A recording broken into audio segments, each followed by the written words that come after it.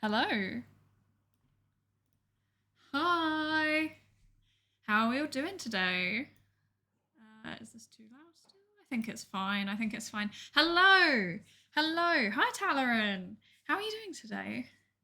Hello. Hello, Joe Ligma. Hello. How are you doing today? Let me know. Let me know how you're doing today. How are you doing? I'm a bit late, as usual. I'm sure you are completely used to this by now. I don't even have a valid excuse today. I'm not gonna lie. I was just playing Power World and I lost track of time. Above average. I am glad to hear that. Power World. Yes, yes. Power World. I'm not gonna lie. I get the hype. Like it's really fun. It's like everything that something that I've always wanted personally is some kind of like adult Pokemon game, and I feel like it checks off what I wanted from that, but it's also got all of the stuff that I'd want from a game like Valheim. Like that's basically what it feels like to me. It's like the right balance of the two, I think. So I can fully see why it's so popular at the minute. It's very cool. Right. So I've discovered something. I've discovered something, and I want to show you it. Right. So I'm gonna disappear for a second because I want y'all to see this. I think this is something wacky.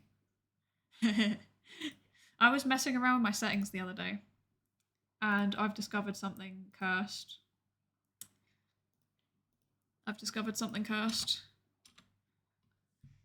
Oh, I can't see what I'm doing. Oh no, I'm lost. I'm confused. Okay, okay, okay. Are you ready for this? I hope you're ready for this. I hope you're ready for this. Hi. Hi. How are you today? How are you? I'm doing good, thank you. I'm enjoying myself.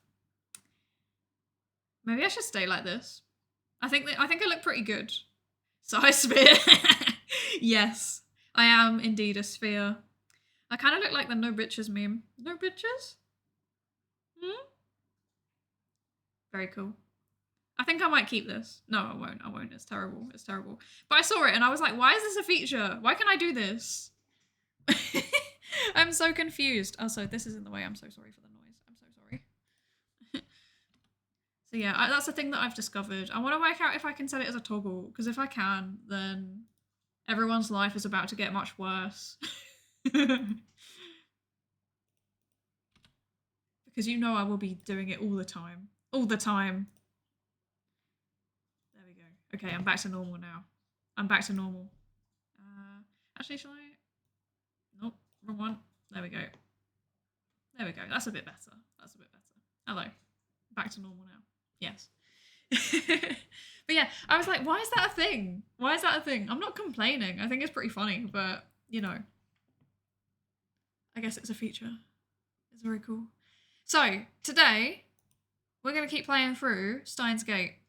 Steins Gate. Steins Gate.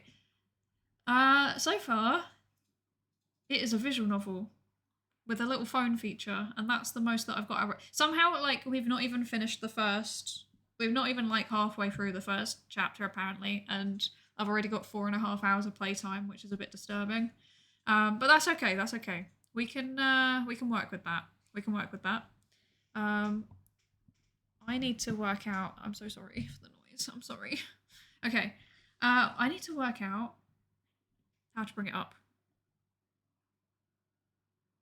Also, I have something exciting to announce, but I don't know whether I can announce it yet. So, what I will say is keep an eye on my schedule for next week, okay? Keep an eye on my schedule for next week because there is something interesting happening. Interesting. Interesting. Yes, that's all I will say for now. If you enjoy the journal clubs, which I know we're like halfway through a journal club and I haven't finished it yet, I'm aware. I know.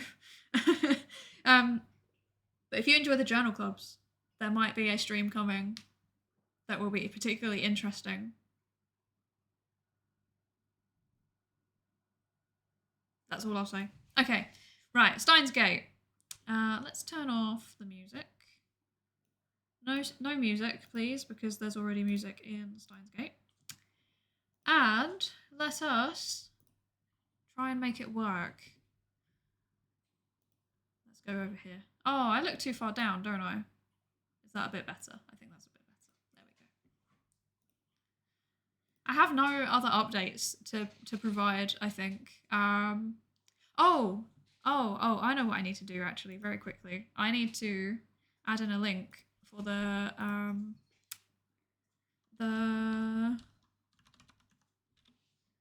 thesis suffer-a-thon goals. Right, it's still open. You may still submit your suggestions if you still have them. Here you go. Let me submit your ideas for the thesis suffer-a-thon. There we go. We'll pin this until the end of the stream. There we go. Perfect. Yes. So I did a test stream. You know what? Actually, I'll put the background music from the game on as well. There we go. There we go. Because it's kind of nice, actually. Kind of nice. Yeah, so I did a test run. That's a little bit too loud. Thanks. We did a test run on Thursday, I think it was. And it went pretty well, I think. I think it went well. Hi, Lord to Basil. Welcome in. Welcome in. How are you today? How are you? Yeah, so on Thursday, did a test run for the thesis suffer-a-thon. Did a, what was it? Like, it was like 4.5 hours. Genuinely, I was working on my thesis. So that's good. And I did get a lot done. So I think that this is a good concept. I think it will work well. You're okay? Good. I'm glad to hear it. I'm glad to hear it. I would take okay over bad, so. Yeah. This is really loud for some reason on my headphones. No, quiet. There we go. Okay. Cool. Okay. Right. We are going to keep playing Steins Gate. I've already said that. I don't care. I can do it. I can do it. I can do it. I believe in myself. I believe in myself. No tech issues so far. No tech issues. This is good. This is good. Okay. Right. So, where did we get to? Where did we get to last time? We were going through chapter 1. Rintaro is being Rintaro. He's had this, like, moment where he thinks that, where he's realised that the way that he's perceiving the world is just totally different to what everyone else is perceiving. Yeah, I think that was it. Oh yes, an alpaca man, of course. How could I forget? How could I forget? I'm very strongly considering making a Psydere alpaca man, actually. Maybe I should do that. I think that, oh yeah. Okay, sorry, there's one more thing that I wanted to tell you all. I'm so sorry. I had a list of things that I was meant to tell everybody before I started, and then I got too excited. And then I just started playing, which is very good, very cool. So I have made a VODs channel on YouTube. I've got a VODs channel. VOD channel. There we go.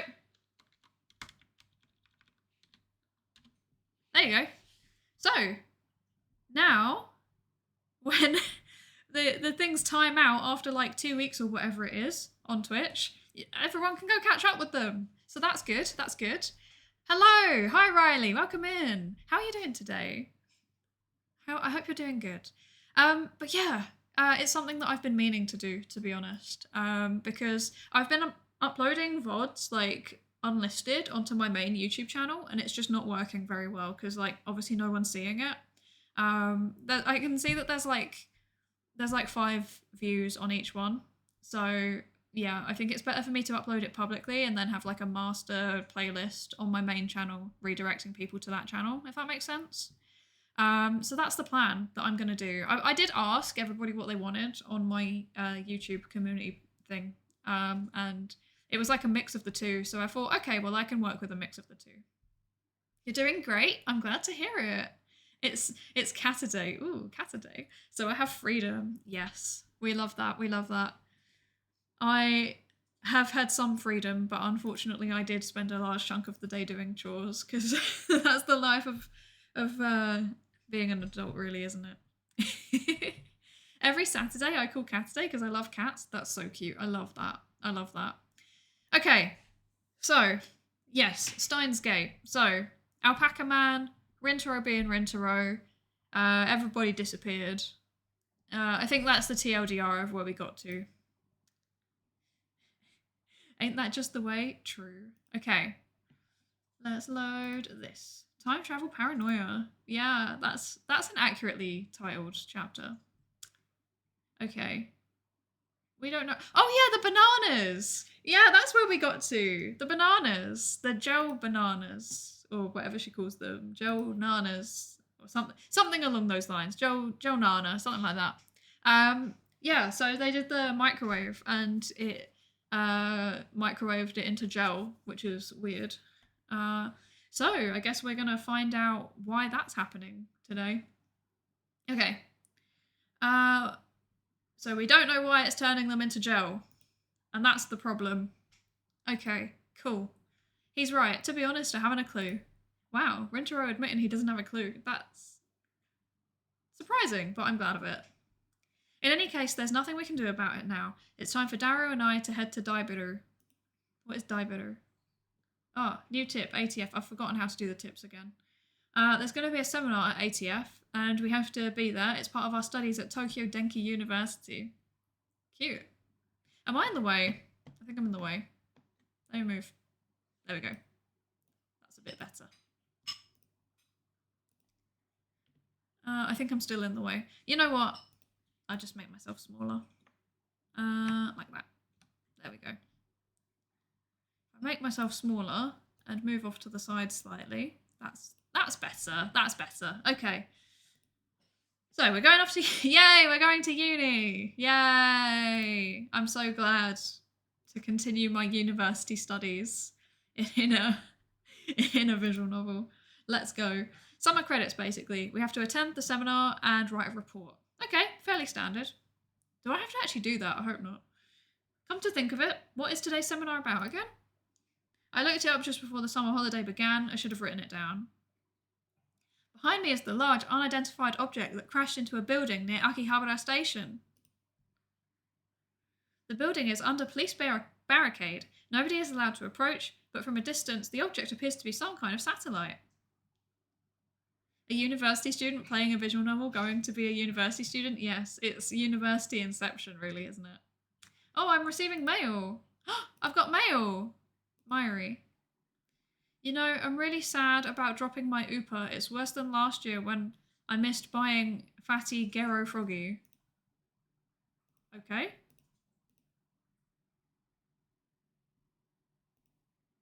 Okay. Cool. I've sent a reply. I didn't know that was a thing. Can I reply to this one? No, I can't.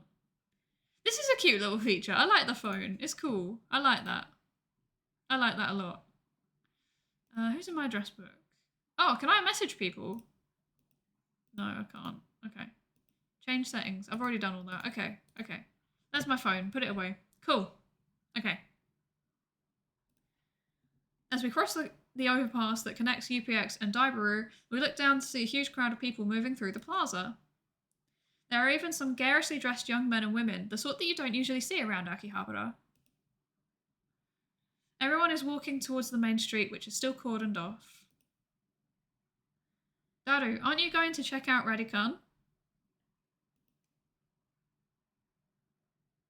No point. Can't get close. I've been following the news online, though. There's already 100 threads about it on Atchan. It's huge, man. Ah, so that's why he was staring at his phone earlier. He was browsing Chan. Brilliant. Not that I know what that is. I don't know what that is. I'm a boomer. We enter Daibiru and take the elevator to the 5th floor ATF Assembly Hall. Man, I feel that AC. I'm alive. What? Unlike the lab, Daibiru has air conditioning. Yet another reason for our diligent participation in the seminar. That's such a mood, actually. Even I go to campus sometimes when I'm like, I'm wanting aircon, because aircon's not a thing here. Like, UK and Ireland haven't invented it yet. It's a thing that's in shops and in like large buildings maybe if you're lucky. But like there's a few places on my campus that have it, so I'm like, okay, I'll go there. So that I don't suffer. But even then, most of our university doesn't have aircon. That's wild. To be fair, we don't really need it that often. Because here it's a heat wave if it gets to 25 Celsius. So yeah, we don't need it as much. But it is when there's a rare time that it gets closer to 30, I'm like, I am now suffering. I am suffering. You invented beans on toast, but you didn't invent conditioning the air. So true. I think to be fair, I think it's more of a thing like back in London now, because it's getting quite hot there in the summer now. Like we've had a few times where it's been like high 30s Celsius, and then there was a time, I think 2 years ago, where it actually hit 40 Celsius, which was pretty wild. Like that's not meant to happen in the UK, and yes, it did. So good stuff. It was also at like an airport, and I happened to be at the airport on the day, and it was like the worst thing ever, because like the actual like the whole bit where you wait after security, that part was air conditioned, but the actual security line was not air conditioned, and I swear it was, thankfully it was pretty quick, but it was honestly the worst like 15-20 minute wait of my life. It was terrible. 0 out of 10 do not recommend. Thankfully I'd just come back from somewhere that was also really hot, so I was fine, but yeah, everyone else was complaining. Yeah, I always thought the UK is just rain, honestly. It mostly is, to be fair. Well, I mean, it kind of depends. Like, to be fair, the UK, it's a bit more diverse than people realise. So, like, down south, like, southeast especially, but also southwest, it can get quite warm. Like, in the summer, there's quite a lot of heat waves coming off the continent now. Like, the middle to north of the country is mostly just rain. And then like up like the highest north, like Scotland, it's basically like subarctic. Like it's very, very cold most of the year. And then like kind of at the most gets to 20, I think, in the summer. So yeah, it's fairly mild all round, but there's a bit more variance than people give us credit for, I think. Okay. Unlike the lab, oh yeah, no, I've read that already. Yes, going to the seminar for aircon. About the phone wave, name subject to change. I might have found our answer. You know, that name subject to change thing is really annoying. I agree. Daru's saying what we all think. I won't give in that easily. Even if no other lab members use name subject to change, I will carry on until the day we decide its true name. Dedication to the bit. We love that. Now's not the time. So what's your latest ridiculous theory? What do you mean ridiculous? My genius brain considers every possibility, even those a lesser mind would say break the laws of nature.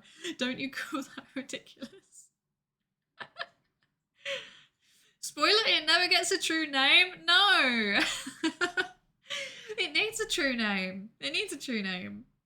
If nothing else, we can just call it Steve. It remains subject to change forever. That's so sad.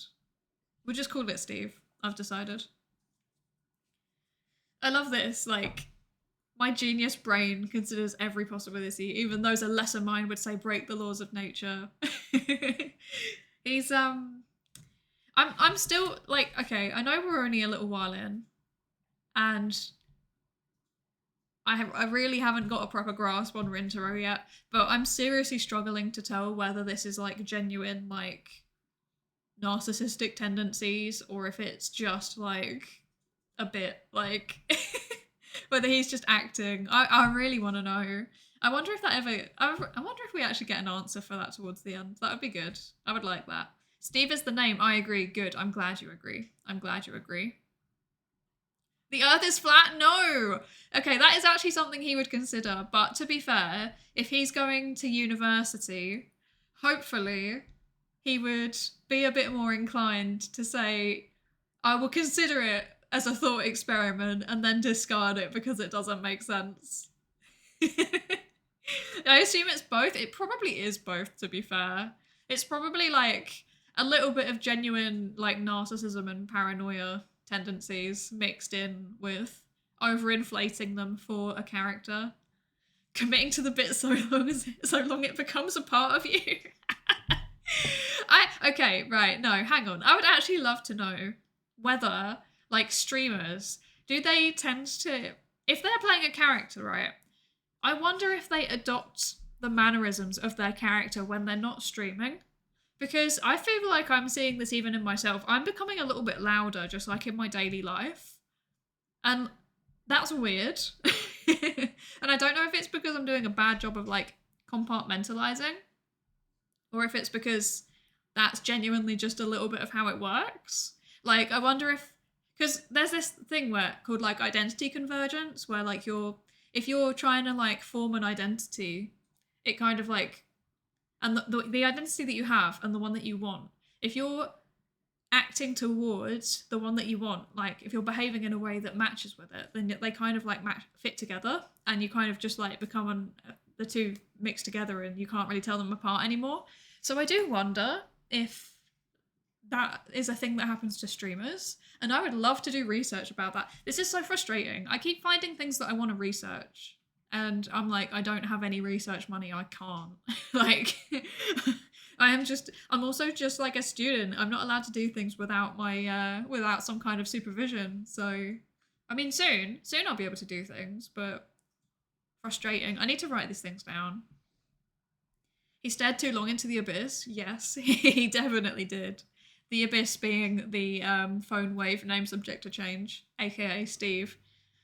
Maybe it's just all the talking you do on stream makes you louder for other reasons, not adopting a character. Also, being a streamer in itself is a character in itself. Yeah. See, I find this so interesting, because I feel like when I'm streaming, I'm just being myself, to be honest, but like more talkative than I normally would be. Like, I force myself to talk more than I would in real life. But then like since I've been streaming, and like, to be fair, this is also only after like what, 3 months of streaming. But like, I've noticed that I start to like do things that kind of I would do if I was streaming. So like, if I'm like cooking, I'll like talk to myself about the cooking. It's a little bit unhinged. It's very strange, and it's super interesting, because like before I started streaming, I took a really long time to even start streaming, because I thought, oh, there's like, I wouldn't be interesting because I'm really bad at talking. And one of the reasons why I eventually decided, no, okay, I'm going to start streaming, is because I want to improve my like verbal fluency. I want to improve how well I can talk about things. You can even hear it like in my old VODs. If you listen back, there's like massive pauses between my words. Like, I really don't speak very fluently, and I think there's even an improvement to now, to be honest. But yeah, I wonder if it's like that subconscious like desire to improve, or whether it is just that the two identities are starting to merge together a little bit now. I wonder. Pushing yourself to talk sounds like the kind of thing that makes you louder. You just develop talking skills. Yeah. See, this is the thing. A lot of people don't realize that any kind of social skill, including talking, but also like listening as well, they're skills, right? So even if you feel like you're not very good at it, you can improve it. You can take steps to actively improve.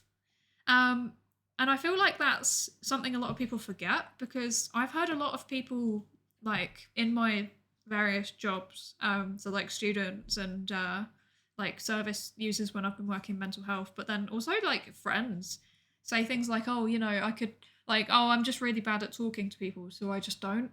And it's like, well, you're not going to improve unless you try. Like, if you work for it, because it's a skill you need to build up. So yeah.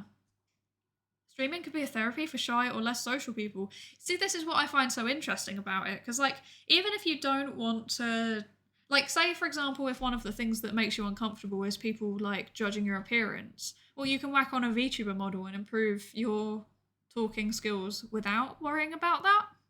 Or like the opposite as well. Like, if you're worried about your voice, then you can start by just either using body language and doing a face stream, or you could do something like what Zentreya does and use text to speech. So yeah, I do wonder. I do wonder. I wouldn't say therapy because therapy is a technical term for like a basically a medical intervention that has been proven to work. But the word I would use is intervention. I do wonder if it would work as an intervention for people that are like anxious socially or feel like they haven't got very good skills. I do wonder. I wonder. That's a very interesting tangent, isn't it? That could be quite fun as a research project. I swear, like, there should be. Okay. I know that there is, like, one or two people who are studying psychology that drop by the stream sometimes, but I must say, I think I pull out some banger thesis ideas. So if anybody wants to go away and, like, do their undergraduate or like bachelor's thesis on any of these topics, please just do it because I'm never going to get the chance to research these things. Like I'm leaving academia, like I'm not going to be working in a university, so I do not know if I'll be able to do this stuff anymore. But yeah, so interesting.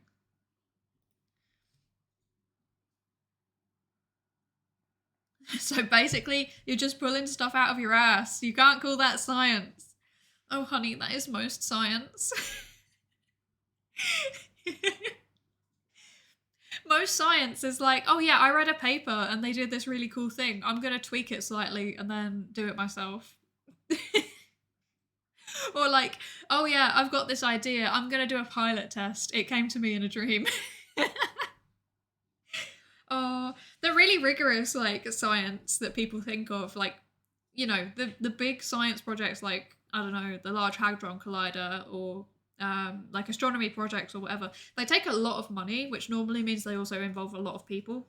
So I think, yeah, it like when individual scientists are doing stuff by themselves, there's only so much quality that their work can have, and that's okay. That's just how it is. But yeah, I'm not gonna lie. Part of my PhD thesis was just pulling stuff out of my ass. So yeah, I will call it science. You can't stop me. Daru, I have a hunch that the phone wave, name subject to change, aka Steve, might be the key for opening Steins Gate. How's that? But what if you pull it out of your butt? Makes sense. Then it's no longer made up. Exactly. Exactly. That's exactly what I mean. Okay? If you. Right. Modern science pipeline, right? Pull an idea out of your ass. Do an experiment based on it. Get a p-value less than 0.05. Publish. And then pull another thing out of your ass that's vaguely relevant to the first one, and then continue the process. That is how it works. At least in psychology. Maybe they're a bit more rigorous in other sciences. From what I've heard, a large chunk of biology is the same. So, so I hope it's not just us. I'm not giving us enough credit, to be fair. I'm not giving us enough credit. Like this, I'd like to be clear that this is a bit. We're not that bad. We do actually, you know, have theories that we base our ideas off of. Mostly.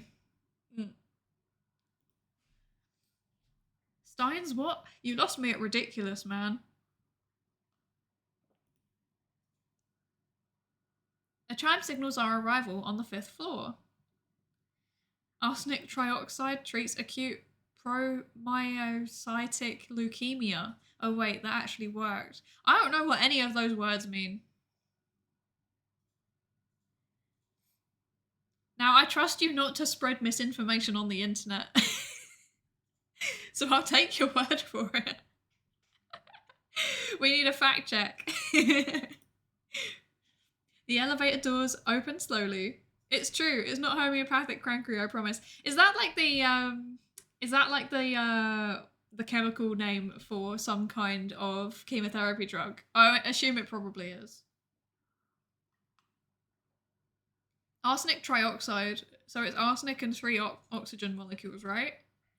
I don't know what that is. No, I got nothing. Oh wait, does that just kill people? Oh, arsenic trioxide ended up being an actual treatment, but no, it's not a normal chemo drug. Oh, that's so interesting. Huh.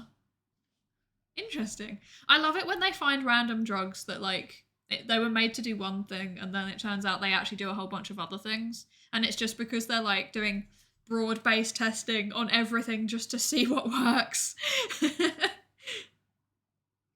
It's because it degrades an oncoprotein. Ooh. Okay, so I know oncology is like medicine about cancer, so I assume that means like a specific type of protein that's found in cancerous cells. It's called PML rara. Interesting. This is very cool. I know nothing about biology, which means that I have lots of things to learn, including from people who may or may not also stream. So keep an eye out on the schedule. Hint, hint. Just eat mud. There's plenty of medicine. It's so true. I ate mud when I was a kid and I turned out fine. Twitter anti-vaxxer logic actually is, yes. That is exactly it. As we step out of the elevator,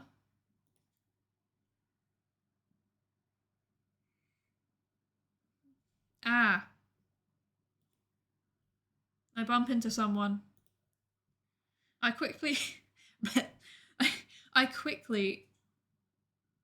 grab the person's shoulder to keep them from falling. There we go. I'm sorry. Oh, it's her. It's the dead girl. What? It's a girl. It is a girl. And I recognize her. You? Impossible. She's alive! Chills run down my spine.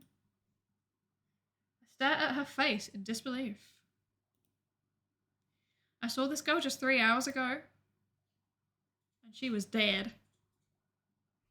Makise Kurisu, is there something wrong? Kurisu frowns and tries to back away, but I don't let go of her shoulder. My grip tightens. Ow. You should be dead. Why are you here? Bruh. You can't just say that. That makes you sound confused. And you're even... There isn't a single bloodstain on her clothes, and they're the same ones she was wearing when I found her. Only a serious wound could have produced that much blood. Yet as far as I could tell, she's completely uninjured. Not a scratch. Hey, that hurts. Let me go. Kurisu pushes me away. Then she shoots me a wary glare.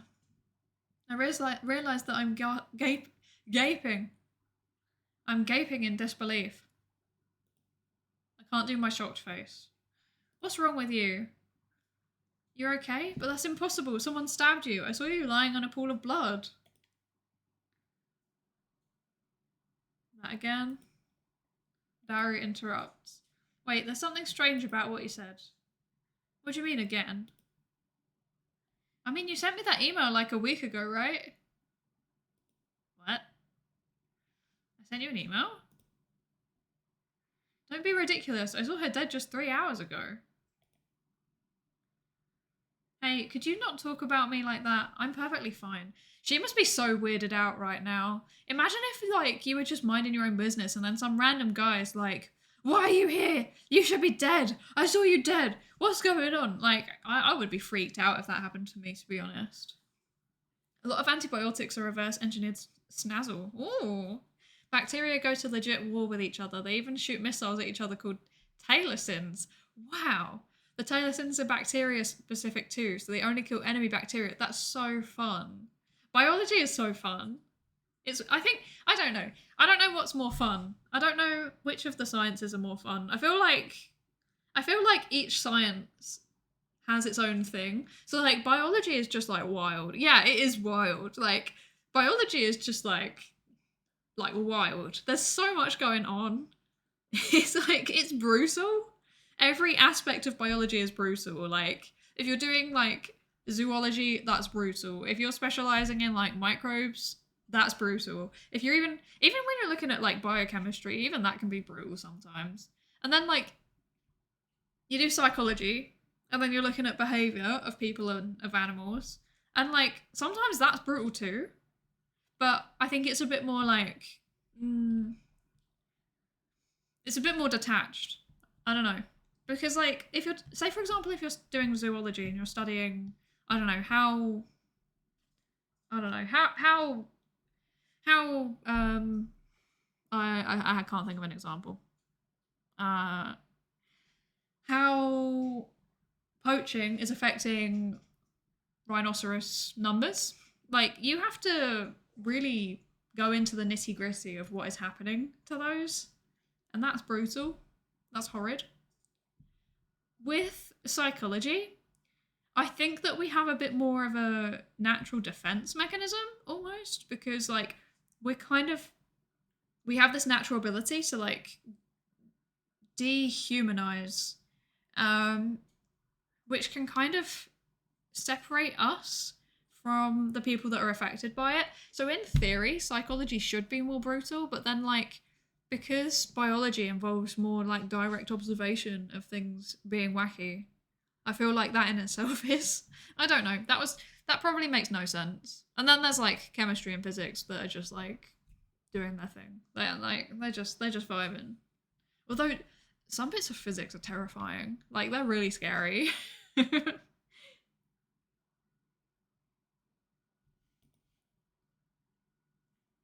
You know, that message was kind of weird. It was dated a week after I got it, which meant it came from the future. Bruh. Some old psychological experiments were really brutal. Yeah, they were. They was really something. I think the ones that we always learn about in psychology degrees are like Little Albert with they basically conditioned a kid to have a phobia of anything white and fluffy. Uh then there is the all of the like all of the weird secret government stuff. They did a lot of interesting experiments with the government. Um, the monkey pits, yeah, yeah. They're like the Bandura monkey experiments in general. All of the behaviorism experiments in general, to be honest, they were rough. What else? I'm trying to think of ones in social psychology. We've got the Stanford prison experiment, but it wasn't actually an experiment. It was a more of an observational thing, and also it turns out it might have been fraudulent, which is sad and disappointing.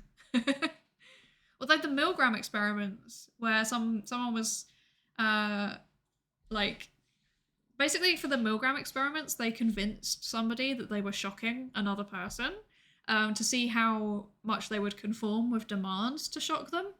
And they like some of those people genuinely thought that they'd like killed somebody, so that was pretty rough. And they did that experiment like over and over and over and over again, like so many repetitions. So it would be interesting to see how many people were mildly traumatized by that. MK Ultra, yes, yeah, MK Ultra was wacky, wacky. So bacteria in people's mouths also produce some weak antibiotics. There's a company that isolated and genetically modified one type of such bacterium to not decay teeth and created a special treatment where they spray a bit of that new bacteria in your mouth and it takes over and kills other bacteria so you never get dental caries. It's being trialled. That's so cool. As a British person, I strongly approve. I approve of this. That would be so good. Imagine if like, obviously you still have to clean your teeth and stuff, but like imagine if it just you're just protected from getting any kind of dental problems, or like, not any kind, but like a lot of dental problems. Although to be honest, I think that I'm like a tooth grinder. You know, like my when I'm like at night, my jaw clenches up when I'm stressed, and I'm stressed a lot recently because I've got a lot of work to do. Um, so I think that my tooth damage comes from that, unfortunately. That and genetics. I also just have bad British teeth genetics, so that's cool. That's cool. Even things like phage therapy using bacteriophages, which kill bacteria to treat antibiotic resistant infections. Yes, that is such a good development. We love that. Okay, right. Actually, okay. I have a question. I have a question. I have a question. Um, how how do we feel about potentially like a talk show kind of thing where we talk about like science news. I would like to know people's opinions on this because this is an idea. I know that VTuber talk shows even. I know that VTuber talk shows are starting to become a thing. Well, they've always been a thing, but they're becoming more and more of a thing. And I would love to have like some kind of talk show where we bring in people and to talk about their stuff, or we look at news. So if I can't get anyone to guest to come on and talk about their science stuff, then we just go through the news in a whole bunch of different fields. Like obviously mostly psychology because I'm not really qualified to comment on other types of science that much. But yeah, that'd be cool. I'm for it. Sounds cool. Good. I'm glad. Okay. I might have a think about that then. Very cool. If you want to know another messed up story, read about Dr. Chester Southam. He was a doctor who injected live cancer cells into patients with cancer. What? What? Okay, wait, no, hang on. No, I need to know about this. I need to know about this. Wait. He wanted to see if he could give them cancer, but they already had cancer. That's wild. Wait. Dr. Chester Southam. Oh, because they were immunocompromised. Because yeah, okay. Wow, they actually contracted it and one died? Okay, hang on a second. Let's put this away for a second. I think this should work. Will this work? Is that the right display? Yeah. Okay, Chester Southam. How can I? Okay, we'll just have to deal with it like that. Okay. Let's see. He ran many experiments involving the injection of live cancer cells into human subjects without disclosing that they were cancer cells, and then using subjects with questionable ability to consent, such as incarcerated people and senile patients in a long-term care center at hospital. Oh god. Oh dear. Oh dear. I see.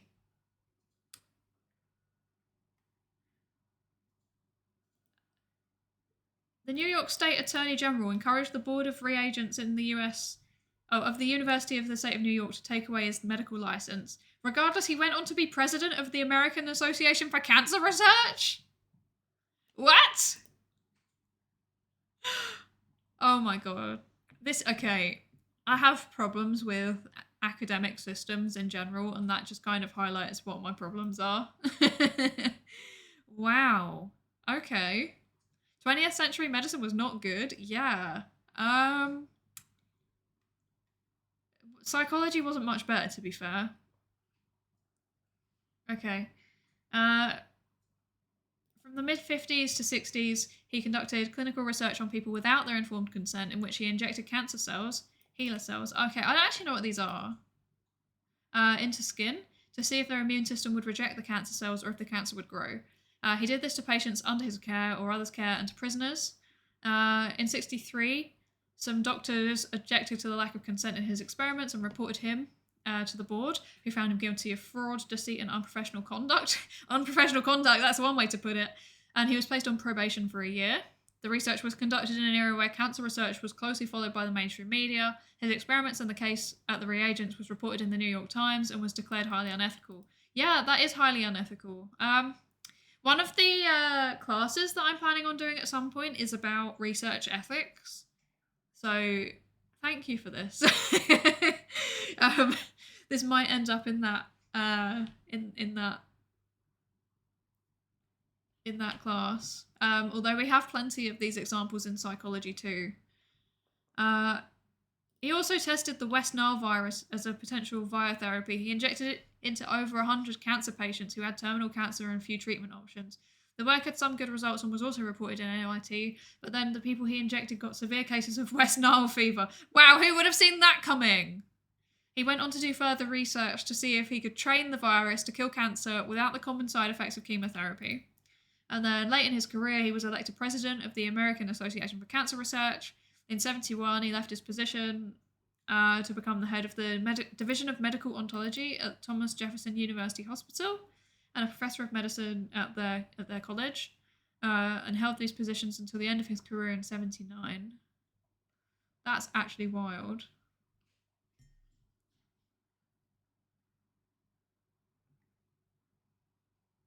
Sorry, I needed a moment to process that. Mind you, back then everyone was doing what he did. The worst was the common use of prisoners or even orphan children or psych patients. Yeah, so I know there's like one that we used a lot in our undergrad programs is the Tuskegee syphilis experiments. Yeah, this one. So basically, the this one's even worse because it was between 32 and 72. By 72, they should have known better. But it was also just directly involving the Public Health Service and the CDC. So, like, the main public health bodies in the US. And it was nearly 400 black men in the US. And they just purposely infected them with syphilis and didn't tell them. So they went away and they went into these, like, basically deprived communities. And they were like, oh yeah, we'll give you free medical care if you let us inject you with some stuff. And they weren't told what it was. And then, yeah, they didn't treat them properly for the syphilis because the whole point was to basically study the long-term effects of it. So, yeah, this was messed up. This was really messed up. And stuff like this is why so many, like, marginalized groups in Western countries not even just Western countries, just all over the world, they just don't trust, like, institutions that are meant to provide them care. Because after stuff like this, like, why would they? In all seriousness, like, say, for example, if you're looking at conspiracy theories about medicine, they're way more common in ethnic minority communities, and things like this are the reason why. So, yeah. That's a thing. Shit was fucked. I mean, that's a very succinct way to put it, yes. Okay. Well, that's fun. Oh, I didn't read what Hilo is. Let's see. Also, I hope you don't mind, I'm gonna crop this up a little bit more because I just saw one of my friends just went on Steam, and because I'm doing the risky display capture instead of browser capture because it doesn't work. It doesn't work. It's so annoying. Like for my browser specifically, it doesn't work. But yeah, I just saw one of my friends come online. I don't care because like my Steam profile is like, it's fine. There's nothing on there that could cause me problems. But yeah, for their privacy, I will do it. Let's see. What is the healer? What is healer? An immortalized cancer line used in scientific research. It's the oldest cell line and one of the most commonly used. They're durable and prolific, allowing for extensive applications in scientific study.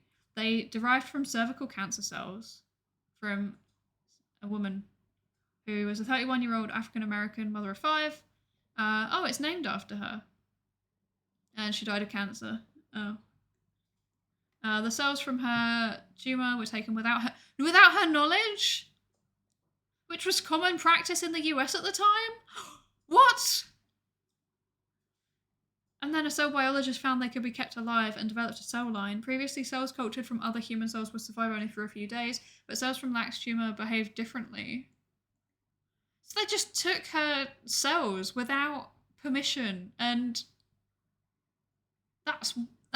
just experimented on it. And that's wild. Do they still use it?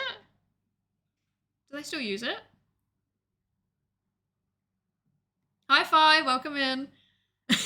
The one stream I'm out for, we're on healer. Yeah, it was Riley's fault. We were talking. I think it was something about research ethics. I think in Steins Gate. I don't even remember how we got here. I do not remember how we got here. Okay, there we go. Yeah, I don't remember how we got here. Her story's really fascinating. There's a great book on it. No way. Ooh, I might have to read that. Yeah, because I find research ethics in general is like a topic that I really enjoy. But especially when it's directly affecting like, because this is like affecting large groups of people, but it's also affecting an individual in a way that is, yeah, kind of spicy. Oh, she's got a statue. That's nice. And it led to the establishment of the common rule. What is that? Oh, it's US ethics rules. Okay. I don't know anything about US ethics rules. We've got our own rules over here. We use like I think it's the Declaration of Helsinki. That's our guidelines. But then they came out in like the 60s. So it's wild to me that, yeah, this stuff was still happening in the 70s. Although I'm sure it was happening here too. But I will be honest, from what I've read, it does seem like the US was particularly bad for respecting people's rights in terms of research. So, yeah.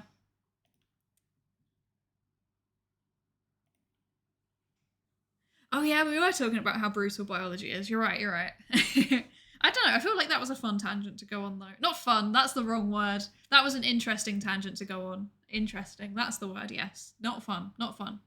And research ethics violations, not fun. I would like to make that clear. Okay. So he sent a message to Daru, and it turned up. It was dated a week after I got it, which meant it came from the future. Okay, cool. I love how they went straight to that conclusion rather than it was just a glitch. It came from the future? That sounds like something you'd read on the internet, Daru. It's rare for you to talk about ridiculous theories. No, the date was definitely a week later. It came from the 28th. Wait, that's today. It's actually the 27th today. That's almost satisfying. Daru pulls out his phone and shows it to me. He's right, the email was sent from my phone. He received it on July the 21st at 12:56. But it was sent on July 28th at 12:54. It was split into 3 mails. Someone stab Makise, there we go. Kurisu, don't. Why did I send such a short message in 3 parts? And it looks like the 3rd email got cut off. I do recognise the content though. This is the email that I sent you 3 hours ago. But I sent 1 mail, not 3. And there should be more text. Did Daru really get this a week ago? Interesting. Suddenly, Kurisu is standing next to me, peering intently at the screen of Daru's phone. Oh, right. The email's not important. Well, maybe it is, but not right now. The real question is, why is she still alive? Is she an illusion? An evil spirit? Am I haunted? Brilliant. Excellent explanations for what's going on. I don't believe in such unscientific drivel. I am a mad scientist. That's so interesting because they were the first things that came to mind. And then he just instantly pivots to, I just don't believe in such unscientific drivel. I'm a mad scientist. To me, that feels like that was his initial response, and then he's trying to suppress it. He's trying to override it with his, like, made-up identity. Ooh, that's a mildly intimidating zoom. I timidly reach out to Kurisu's face. Oh no. Oh no. Or it's just bad writing. Maybe, but I like to assume it was done on purpose. That is awkward, yeah. Let's not do that. My finger, no! My fingertips stroke her hair. No! Feels silky, quite the cuticles. What? What does that even mean? What does that even mean? I'm waste. Me too. I want it to stop. I don't like this. Substance. She has substance. Of course she's not a ghost. How silly of me. See? Okay, see? He definitely initially jumped to the paranormal explanation, and then he was like, no, I'm a scientist. I don't believe in such nonsense. I'm telling you. This is an anime VN, I know. But it feels worse when I'm, taking the first person perspective. It feels worse. I don't want to do that. I don't want to reach out and touch her silky cuticles. That's not something I would do personally. There's worse to come? Oh god. Oh god. Ocarina, I don't think that's a good idea. Thank you. I poke Karisu's cheeks with my fingers. Such softness. Dead bodies don't feel like this. Not that I've ever touched one.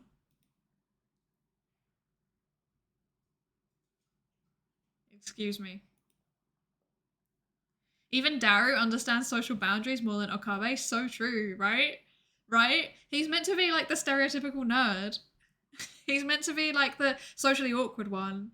But to be fair, he did say he goes to offline meets, so maybe he's had more chances to improve his socialization. Because I'm not being funny, but, you know, this is like the, when is this meant to be again? Like 2000 and something? 2007? And he's only got like 4 contacts in his phone. And like, it was a lot more common to like text people and ring people back then. 2010? Okay, even then, what I'm saying still applies. It was more common to text and ring people than it is now. So yeah. Now it's like WhatsApp, isn't it? It's like, message me on WhatsApp. Or Facebook Messenger. It's like touching somebody you like and complimenting their paws. Yeah, it is. What lovely paws you have. So, what's good about paws? How are paws meant to be? I don't know. They're so clean and pory. Yes, they're very pory. They're clean. They are constricted. That doesn't make any sense. Oh no. Wait for a minute. Okay, wait. Okay. Wait a minute. We already touched her when I bumped into her coming out of the elevator. I even grabbed her shoulders before being pushed away. He's just realising how weird he is now. Meanwhile, me stroking someone's arm and complimenting their Langerhans cells.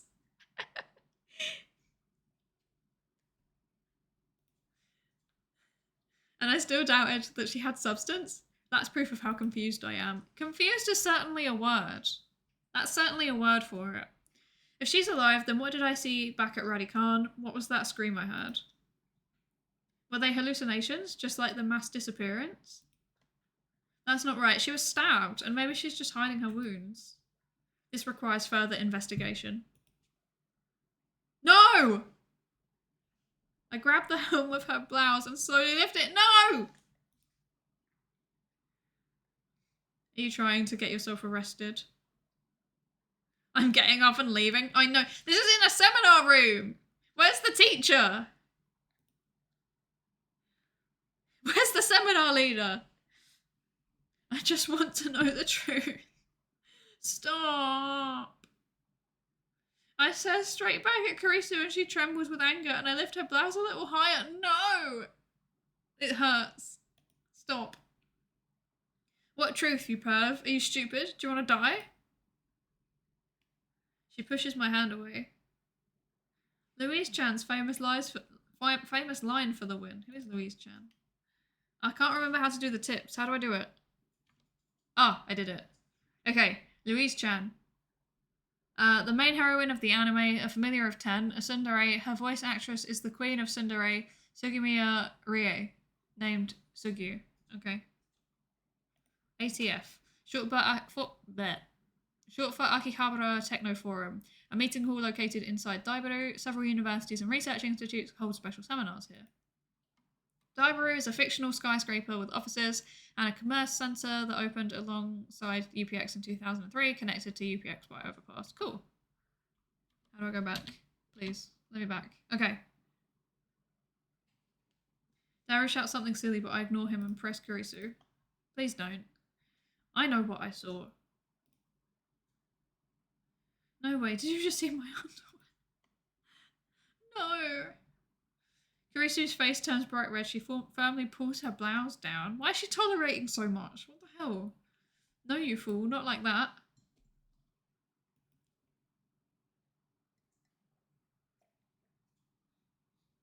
Earlier this afternoon, after Dr. Nakabachi's presentation, someone killed Maxi Kurisu and left her in a pool of blood. I carefully explained everything that I saw. Wait, Dr. Nakabachi? What are you talking about, Ocarin? Dr. Nakabachi's presentation was cancelled. Cancelled? Yeah, because the satellite crash. Something's wrong. Our stories aren't matching. This is confusing. It's the same thing that happened right after I saw the mass disappearance. Mayuri's story didn't match mine. Okay, imagine how he feels right now. He must feel like he's, like, genuinely... He's lost track of reality. He does not know what's happening anymore. I need to know. Because it's anime and fans require cringe suggestive scenes. So true. We do. Well, not me, but... This is why I watch cute girls doing cute things. I don't need this nonsense. Am I caught in some sinister plot? Oh, we've got the conspiracy theory narrative coming out again. Love that. Is this another organisation conspiracy? Excuse me. My name is Ho in Kyoma. Oh dear. Oh dear. Oh, Rentaro. You absolute mess. You absolute mess. Okay. Really, man? You're hopeless. Okay, Hoen-san. She's going with it. She doesn't know anything different. I'd like to hear your story in more detail. Looks like she finally understands I'm not lying. But I still don't understand why my memories don't match with everyone else's. I doubt that I can give her a good explanation. Just then, an older man steps out of the assembly hall. Makise-san, it's almost time. Right, okay, thanks. Kurisu glances at me one more time, then sighs and heads towards the small conference room. We should go too. Go where? To hear the lecture? Oh yeah.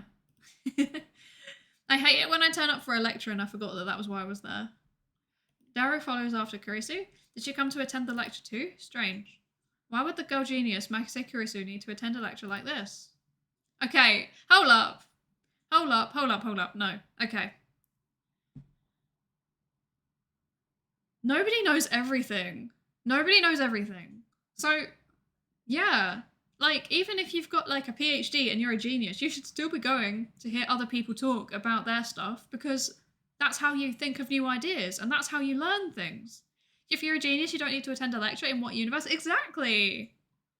I think that there's this, like, image in media of science being this thing that, like, lone geniuses do, and they don't realise that, like, okay, yeah, you go to lectures to, like, hear the talk, sure, because hearing somebody talk about their work is just so much more accessible and easier to understand and process than sitting through and reading all of their papers. But it's also for networking. Like, networking is a really big part of a scientist's job because that's how you find people that you can work with and collaborate with on science. But then there's also how you find out about things like grant money, which you need to be able to do your individual science as well. Also, just like science in general is moving a lot more towards what we call team science. Oh. My medication alarm! It happened again! I'm so sorry. 1 second. I need to take my medication. What was I saying? Do you want some pill ASMR? There you go. That's your ASMR for the day. Yeah. So, actually, no. Wait. Okay, give me 1 second. Let me take this.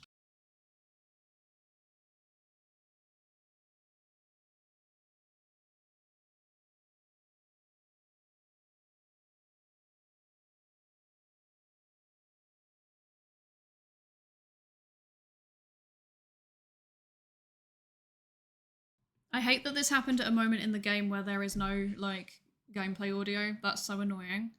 Like, I was really hoping there would at least be background music while I disappeared off to be weird.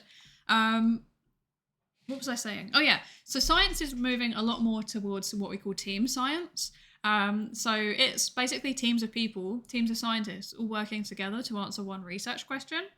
But like the only way that you can find out about projects like that, aside from, you know, like social media and stuff, is by knowing people.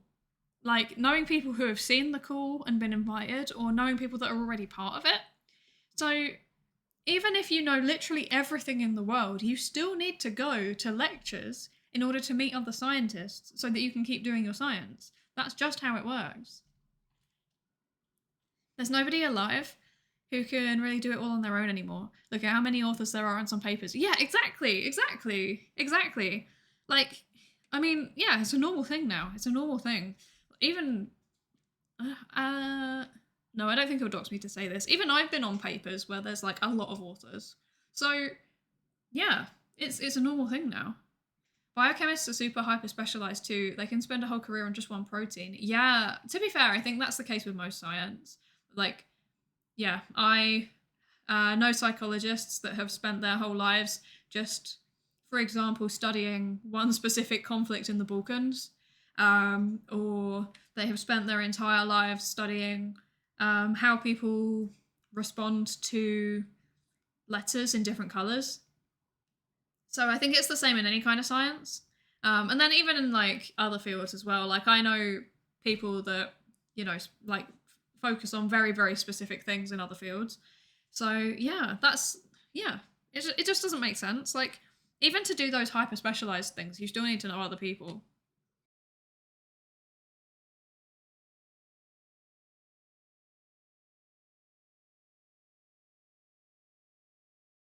Okay, my medication has been taken.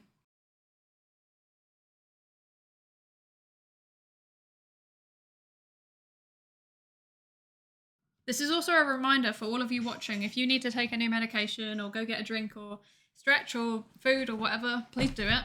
Ouch. You didn't hear that. I'm a functional adult, I promise. I promise I can move without hitting anything. Okay, right. Okay, right. My guess was a bit off. Is she giving the lecture? That'd be funny. The girl genius didn't come. Yeah, she didn't come to attend the lecture. She's giving it. I'd like to thank everybody for coming out to hear me speak today. Look at this. Look at this handheld microphone. That's so cute. This isn't a small conference hall. If you need a microphone, it's not a small conference hall. That's a big conference hall. Like, most of the lectures I've ever given did not have a microphone. I'd like to thank everybody for coming out to hear me speak today. She's the one giving the lecture. Japan's famous girl genius, Makise Kurisu, who had her thesis published at the tender age of 17. According to Daru, she turned 18 a few days ago. Of course, that's a very important thing to include, isn't it? She's 18. There was a paper in Cell about inherited CD28 deficiency in T cells and its relation to papillomavirus? I hope I said that right. Infections on human skin, and specifically an Iranian family who had all tree man syndrome. And the author list on that one is absolutely insane. It's like 2 pages of authors. I said it right. Okay, good. Yeah, no, seriously, like massive projects like that are becoming really common. There's a consortia in psychology that does the same thing. Let me find it. It's called Many Labs. It's a replication project. So they replicate like massive like impactful findings in the field. So they've done quite a few of them, but their publications have so many people. Let me see. Many labs. Many labs 2. Many labs 5. Which one? Which one? Let's do investigating variation and replicability across samples and settings. I think that's probably the most famous one. How many people were on this? Oh. Here you go. Hi, Miguel. Welcome in. How are you doing today? I hope you're good. And also, how did your event go the other day? I hope it was good. Yeah, so many labs too. Looks like that has about 190 people on it. So that's certainly a thing. I wonder how big was the sample they collected. You're doing fine? I'm glad to hear it. How many people did they have? They had... Okay, there are 125 total samples. 15 sites collected data, and the cumulative sample size was 15,000. So the mean sample size across all of the 125 was 122 people. But they pulled it all together and it was 15,000. Look at all the different universities they're from all over the world. I know, that's one of my favourite things about it. Honestly, is just like seeing the massive range of people involved. Let's see. Let's just choose a random selection of a few. So the first author, I don't know. I'm nowhere near the first author. Let's just choose some random ones. Okay. So for example, there is Stefan Barnik from the Department of Management, Faculty of Business Administration, University of Economics in Prague, Czech Republic. There is Cheryl Carmichael from the Department of Psychology, Brooklyn College and Graduate Center, City University of New York, US. There is David Cicero from the Department of Psychology, University of Hawaii at Manoa, US. There is Department of General and Applied Psychology at the University of Jos? I've never heard of it. Oh, in Nigeria. Wow, that's so cool. Maaike de Bruin from Tilburg University in the Netherlands. Narissa Dozo from School of Psychology, University of Queensland, Australia. Alexander Scott English from Shanghai Intercultural Institute, Shanghai Institute of International Studies University, China. Natalie Frankowska from the Warsaw Faculty of Psychology, SWPS, University of Social Sciences and Humanities in Poland. So yeah, that's a nice little random selection of people from all sorts of places. Aisha Ines Kerr from Lund University in Sweden. They're still mostly like European or US because unfortunately it's quite hard to do psychology in some cultures. Like a lot of cultures just don't really see it as an important thing to do. And also, you know, if it's a country that doesn't have as many resources as Western countries do, then it's just hard to do scientific research in general. Yeah. It's super impressive, I know. It's so cool, isn't it? Okay, right. Back to Makise. According to Tara... Oh, yeah, she turned 18 a few years... Yeah, okay. I first heard about her when Daru pointed her out in a Gossip magazine article. Daru. That's when he told me that she was going to be a guest at ATF. I'd forgotten all about it. It's my first time giving a lecture like this, so please forgive me if I'm a little nervous. Oh. We've all been there. Well, I have anyway. I've been there. I gave a talk at a international conference a little while back, and I was so nervous that I couldn't really speak properly. I was going very, very quickly. I still get very nervous when I'm doing any kind of public speaking that's like important. If I'm just doing like a seminar in my university, I'm fine, but yeah, if it's like an international thing, I get really stressed. So I feel it. The audience is pretty mixed. It's mostly students like us, but there's also a couple of professors. And Kurisu just gave me a sharp look. Brilliant. Well, I'm not there. Sorry, I'm not surprised. I've been there with school presentations, but nothing like this. Yeah, it's kind of a whole different thing, because the fact that there's people in the audience that know what you're talking about makes it even more stressful. Uh, yeah. Like when you're giving a lecture about a topic, and then like in the second row is literally like the main world-renowned expert in the topic, that's very stressful. What did I do? How can you be that oblivious, dude? He's got some issues. He needs therapy. Have you ever read or watched Dr. Stone? I have not, but it's on my list of things that I know that I need to watch. When I return her stare, she quickly averts her eyes. I don't blame her. I don't care if she's a genius or whatever, I still don't like her. Brilliant. She may have had those people fooled with her timid girl act, but I learned at Radicon how cunning and aggressive she really is.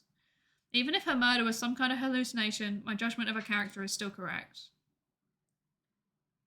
For today's lecture, I've been asked to speak on the subject of time travel. It's not really my area of expertise, but I'll try my best. Time travel? Oh. Let me start by saying that time travel is an absurd concept. Wow, she came swinging out the gate. Objection! What is this? This is not Phoenix Wright. Every member of the audience, but not Kurisu, is startled by my interruption. Perhaps I'm being slightly rude here, but I'm not one to just sit and listen to some genius girl's drivel. Sir, this isn't a courtroom, please leave. Exactly! Like, sir, this is a Wendy's. Oh my gosh. Oh, imagine if somebody just interrupted you like that. I'd be crying. It's presumptuous for you to claim that time travel is absurd. Ocarin, you magnificent fool. Sitting at my side, Darrow throws me a small salute. ATF staff are approaching, probably to kick me out. Perhaps I got too carried away. Einstein is rolling in his grave, right? Right? Okay, it's fine, I guess. It'll be easier to talk in a discussion format. Thanks to her proposal, the event staff refrained from escorting me out. Amazing. She sounds a little pissed, but let's not mind that. I'm not surprised. I'd be raging. Before that, please listen to my thoughts on the subject.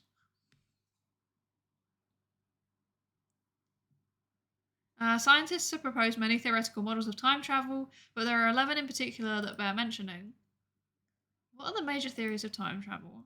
I've heard about the cosmic string theory, at least. The 11 theories? Neutron star theory, black hole theory, light speed theory, tachyon theory, wormhole theory, exotic matter theory. I wonder if these are real. Cosmic string theory, quantum gravity theory, cesium laser theory, elementary particle ring and laser theory, diaric antiparticle theory. Some of them are kind of real. Yeah, I've heard of string theory, and I've heard of... I'm guessing light speed theory is the thing about time, like relativity. I don't... Oh, black hole theory is probably something to do with singularities. And wormhole theory I've heard of too, which is like the rip in space-time, right? So it's like traveling distance instantly, so it's technically time travel. But the others I've never heard of. Did you know Einstein published his last paper on the physical impossibility of black holes? No way! I did not know that. Although, actually... Huh. So, okay, so... I'm terrible at watching anime, as we now all know, but what I did watch was Oppenheimer. And I do remember them hinting in that film that Einstein was like very, very attached to his theories in a way that when quantum theory started to be developed and understood, he was like really reticent to let it go and to like work out how they fit together. At least that's what I understood anyway. He called quantum entanglement spooky action at a distance. Yes, that was it. Yes. Oh, iconic. You know what? I'm going to publish a theory, and then I'm just going to call everybody that publishes things that disagree with it just like spooky nonsense. So good. Yes. I wonder what the implications are, though, Snazzles. Oh, they're physics theories, not time travel. Okay, but there's time travel implications. Yeah, that's what I was understanding too from the what I assume is relativity and then wormhole and cosmic string theory. I don't know what these ones are. I think I've heard of quantum gravity, but I might be making that up. The lasers, like, that's, I don't see how a laser would have anything to do with time travel, so. And he famously said God does not place dice, implying that there's no randomness in quantum theory. Oh no. Oh no. There's randomness in everything, my dude. Come on, Einstein. Even I know that. Even I know that. I don't know what it is about geniuses. There's Nobelitis. Yeah, you're right. Yeah, so there's this thing where, like, when somebody gets, like, a Nobel Prize or, like, some other, like, really, really, you know, high-standing award, everything that they produce afterwards is just a bit wacky. So it's either like low-impact research, and they just never really do anything of that caliber again, or they go like completely off the deep end and start doing really strange things. So there's been like a few, from what I remember, there's been a few like Nobel Prizes for like biology and chemistry or whatever it is, whatever the Nobel Prizes are awarded for, where they just like went full on anti-vax afterwards.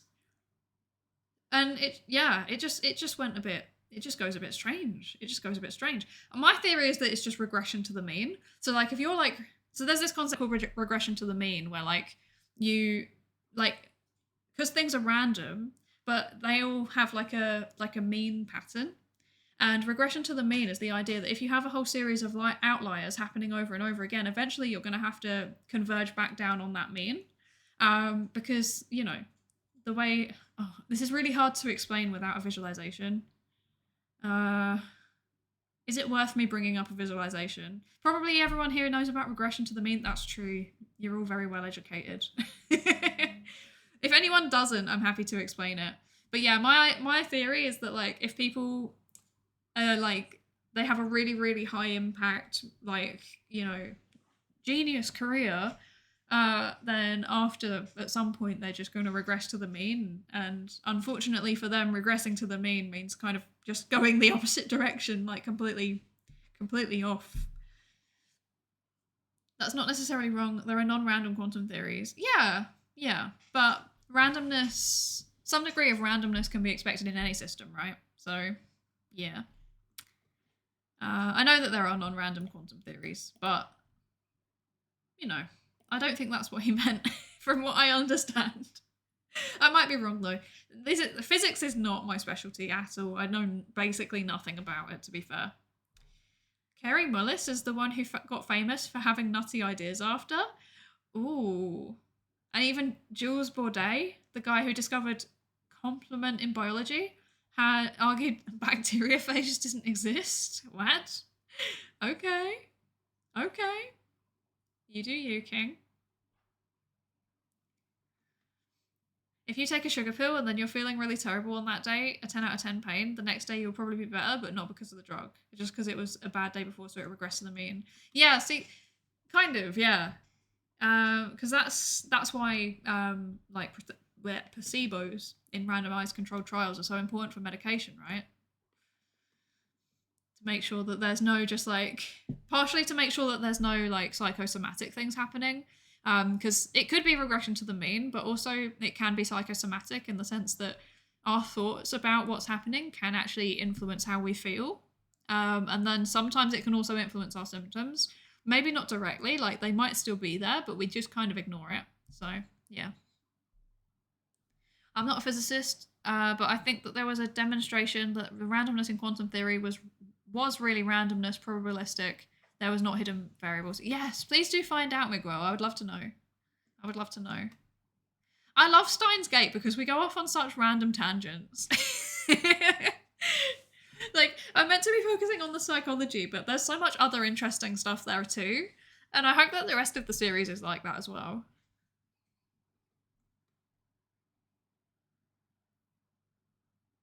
The many worlds implementations don't need randomness. Ooh. Okay, I don't know what that means. And I feel like if I open up the Wikipedia for quantum anything, then it's just going to it's just going to go on a strange tangent and I will not actually play the game anymore. Which probably isn't ideal. It's probably not ideal. Is black hole theory just jumping into the black hole? The spaghettification will continue until time travel improves. So I think it's referring to the singularity. So when you like pass a threshold within the black hole, because it's so, this is just my basic level understanding and I might be wrong, so full disclaimer there, but my understanding is that because it's so dense, it's warping matter, but it's also as a result warping space-time. And that means that when you get into the singularity, because everything is so densely compressed into one point, time and space basically just stop working. So it means that you, in theory, you should be able, past the event horizon, exactly, but it's like right in the middle, because there's a space even between the event horizon and the singularity. We don't know how big. But yeah, my understanding is that when you've entered the actual singularity itself, because it's basically just like a quantum soup, and, you know, particles don't even really exist. Like, they're broken down into subparticles, and then even beyond that, they're probably broken down into just energy. But yeah, because of that, time just functions differently, and we don't entirely know how, but it might be that you can just kind of access any point. There was a really good Stickman animation that me and Husbando Mod watched about it, actually. I want to find it. Black hole Stickman.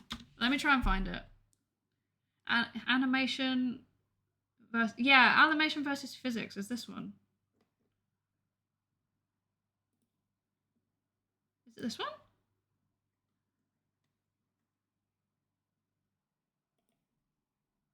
Yes, it is this one.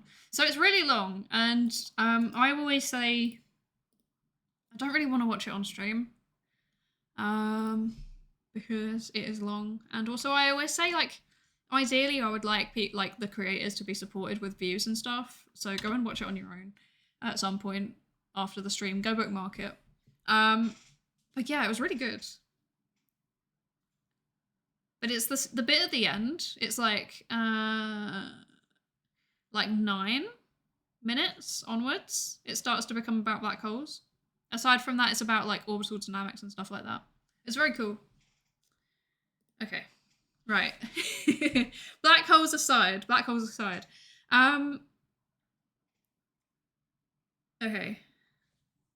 I wonder if direct... Okay, no, we're not going to go on any more tangents because otherwise we won't move on. Okay. Not bad. Okay. She knows some things. Perhaps Makise Kuriso is a worthy rival after all. The fact that he thinks a literal child genius is a worthy rival says a lot about him, I think. However, all of these models are purely theoretical. Some of them even contradict each other. Well, what if someone comes up with a 12th model? That's such a basic question. Oh my gosh. Also a literal child. They're the same age. That's the worst part. Developmentally, sure, but, you know, in his physical body, they're both 18. One more tangent. This is a good video on black holes and what could happen if you went into the event horizon. Ooh. Let me see what it is real quick. It's a bloke talking. I like that. Oh, there's visualizations. I like that. Okay. Oh, it's a PBS video. Cute. We love that. Okay. Okay. Oh, I'm so confused. Okay, I've got it. Things are working. Good stuff. Okay. If he's a mad scientist, then his rival should be a superhero. Yeah, exactly. Exactly. This doesn't make... Yeah, this doesn't add up. I mean, maybe he's going with the logic of, like, he's chaotic evil and then she's lawful good. Maybe that's it. I apologize for the noise. What about science video watch streams? Yeah, see, I would love to do like reaction content about psychology stuff. The thing is with general science videos is that I don't know enough about things outside of psychology to comment on them, really. Like, I don't know, I'd feel very out of my depth if I, for example, watched a like a physics video and then tried to talk about it. I don't know. I also kind of feel bad, like, watching things on stream in their entirety unless it's a short, because then, like, you're not going to go away and watch it yourself. But then I'm also, like, realistically, the things that I would be watching would be, like, there would be creators... Apologies for the background noise, I'm so sorry. Yeah, so there'd be creators that are getting a lot more views than me, obviously. Like, it would be things like Kurzgesagt, where they've got, like, millions. So maybe I shouldn't be thinking too much about the ethics of it. I don't know. Maybe I'm thinking too hard. I don't know. I get worried. I don't want to, like, steal things, basically. That's the short of it. Okay, right. I wasn't ignoring you, Miguel. I saw it long and I was like, I need brain power to read it. Okay, I found the topic is very long, and the fact that local variables true randomness exist do not contradict the many worlds interpretation. I gave some links here for people that want to read later. Amazing, thank you. I know nothing about this, so... Kurzgesagt is kind of pop size, so I think you'd be fine with that. Okay, cool. I don't think you'll be stealing. Yeah, see, for me, it's more of like a size thing, I think. So, like, for example, like, I think I'd be fine reacting to any videos that have got, like... Yeah, they haven't... Like, they're established creators, basically. They don't need me. If that makes sense. Because I know that Kurzgesagt have got a few that are very psychological. So that might be fun. So I remember that they've got a video about loneliness, for example. And to be fair, though, I don't really know much about loneliness, but I do have a colleague who knows a lot about it. So I might be able to ask them for some pointers on what they think, or maybe even, you know, one day I could bring people on to talk, but that might require a little bit of marketing. I might have to do a pitch like, yes, come and talk to my people. I promise they are interesting people. Yeah, I don't know. That'd be cool, but probably not. But yeah, I'm thinking I have set up like a redeem thing. So there's like a viewer reward, which only costs one thingy, course credit. And it's just called Psychologist Reacts. And you can, suggestions. Psychologist Reacts suggestions. So you can like add in a link to whatever you want me to react to, and I will add it to my reaction playlist for one day when I'm feeling tired and just want to watch videos together and then talk about them. Did you know Australia started prescribing MDMA and psilocybin? I struggle with that word so bad. Psilocybin. Basically shrooms. For depression and PTSD. I did not know that. But that also doesn't entirely surprise me, because I know that psilocybin specifically has had a lot of very, very positive clinical trials coming out. Yeah. Or at least that's my understanding of it anyway. Also not my area of specialism. That should cost 10k, not 1. Does it work like this? Yes, you can put so you can put in text, but you can also put in a URL. And if you put in a URL, then you can, yeah, I'll add it to the list. It costs 1 instead of like something high, because frankly, there's 3 things on my playlist right now, and I need a bit more than that to be able to do a stream. Perfect, thank you. Thank you. Psilocybin. Okay, thank you. I don't know how these things work. Oh my gosh. Oh, whoa. This has got a warning on it. I'm like logged into my VODs account at the minute, and I haven't done the like the voice, not voice, the age activation thing. I understand and wish to proceed. Oh my gosh. Miguel, that's 42 minutes long. That's a whole stream in itself. I mean, we can. We can. I think it's also though it might be on topics. Okay, actually no, that looks pretty dead on. And it is somebody with 1 million subscribers, so I think I won't feel bad about doing that. Where did it go? Reaction content. There we go. I've got a reaction content playlist where I keep things. Okay, so we've got a whole stream already. Perfect. Shorts are welcome. Even memes. If you want to put a link to a meme, that's fine too. Twitter posts. Ideally, some kind of vague relation to anime, and also definitely some relevance to psychology. So it can be literally anything. It can be like an anime clip that you want me to talk about. It can be memes. It can be YouTube videos about either anime or psychology or both. But yeah, it's open for anything. At the end of the day, if I don't think it's appropriate, I just won't put it on the list, and you can't feel particularly bad about it because it costs 1 course credit to redeem. So. Is the playlist being watched on stream or off stream, and you comment on the stream later? I think it would be watched on stream. That's what I'm thinking. Yeah, so that's why I'm saying like big established creators only, because I don't like at the end of the day, if we watch it on stream and there's 10 people here, it's not exactly, and they've already got like 2.7 million views. It's not exactly stealing very much from them, is it? Like. That's like 3 cents worth of ad revenue, and half of you have probably got adblock installed anyway, so yeah.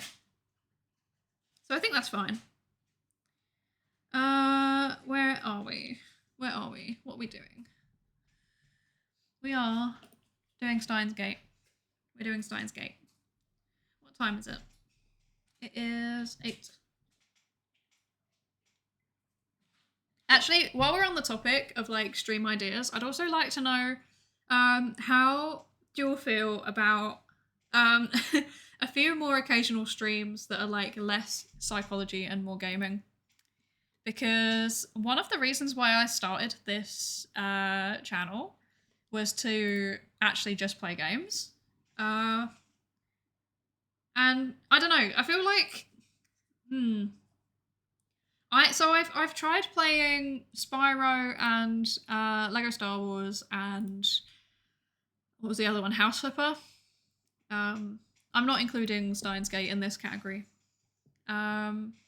Maybe play the game you've got open right now. Rude. Yeah, but okay, I like getting feedback. That's the thing. Like I want to stream stuff that everybody actually enjoys, you know? I don't want to just do things that are boring. And I know that the educational part is very important. But sometimes I just want to vibe, you know? And I wonder how you all feel about just vibing. Like, I don't know. I guess it kind of depends on the game, right? Like, if I was like, oh yeah, let's just play some Power World or whatever. Like, ouch. I just bonked myself. You didn't hear anything. I'd enjoy anything from you, honestly. Oh, thank you. I love your stream already. Thank you. That means a lot. Yeah, I don't know. I'm kind of torn about it. I feel like I should probably do a few. Okay, the other thing is that obviously as a streamer, I have to balance like what's interesting for everybody and what's interesting for me. But then also I have to think a little bit about like what's actually gonna bring in viewers. Because like at the end of the day, what's the point in me doing educational streams when like I love you guys, you're all brilliant, but I would like to educate other people too, you know? what is the point in me trying to spread knowledge if it's going out to the same few people over and over and over again? So in order to broaden the reach, I think I'm going to have to start playing a broader range of games. Yeah. But then I'm kind of torn because I really like the dynamic that we have at the minute. Like, I enjoy just being able to talk about things like this with everybody. And I am worried about bringing in a wider VTuber audience, as it were. You know, they can be a mixed bag. They can be a mixed bag. So like sometimes I watch other streamers and I look at the chat and I'm like sweating nervously because I'm like, I don't want these kinds of people in my chat. That's stressful. Like, you're all so chill and I really appreciate it. I don't know. That was just me going off on a weird tangent. I don't know. I'm very torn about it because it would be fun to just play some games sometimes, but yeah. I think unless you want to make money, you should do what makes you happy. Yeah, see, money isn't the thing for me. It's because, like, I mean, I got affiliate very quickly. But it's just like, for me, it's just like, you know, basically reimbursing a little bit of the cost. Because obviously I have to buy games. I'm working towards getting a model, like a 2D, live 2D model. So really I'm just doing it for like, partially for the fun and then partially because I just enjoy talking about psychology. Yeah. But then yeah, like, I mean, realistically, I also don't think that it would be, it would be really disappointing for a lot of people in my life if I got a PhD and then just sat on the internet talking about video games and anime. Can you imagine? Like, that would be such a vibe. I would love it, but yeah, maybe not. So yeah, it's a difficult one. I'm trying to find the balance. Like, yeah, I've only been streaming for like 3 months, so I'm still trying to find the balance. And I really like the community that we've got. It's very chill, and I like being able to talk to you all. And if the chat was going too fast, I wouldn't be able to talk, and that makes me sad. But yeah, it's difficult.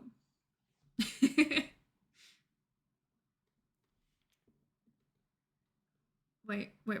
I'd watch. Thank you, Joe. Thank you.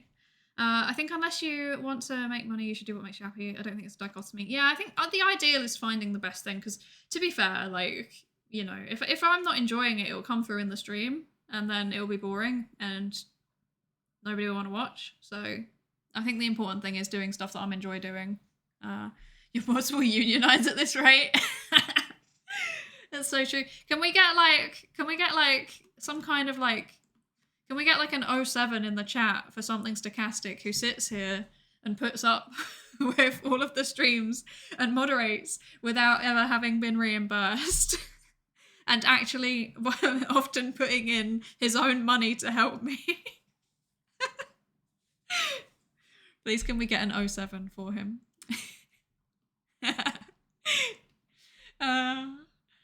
Like, you can just do a little bit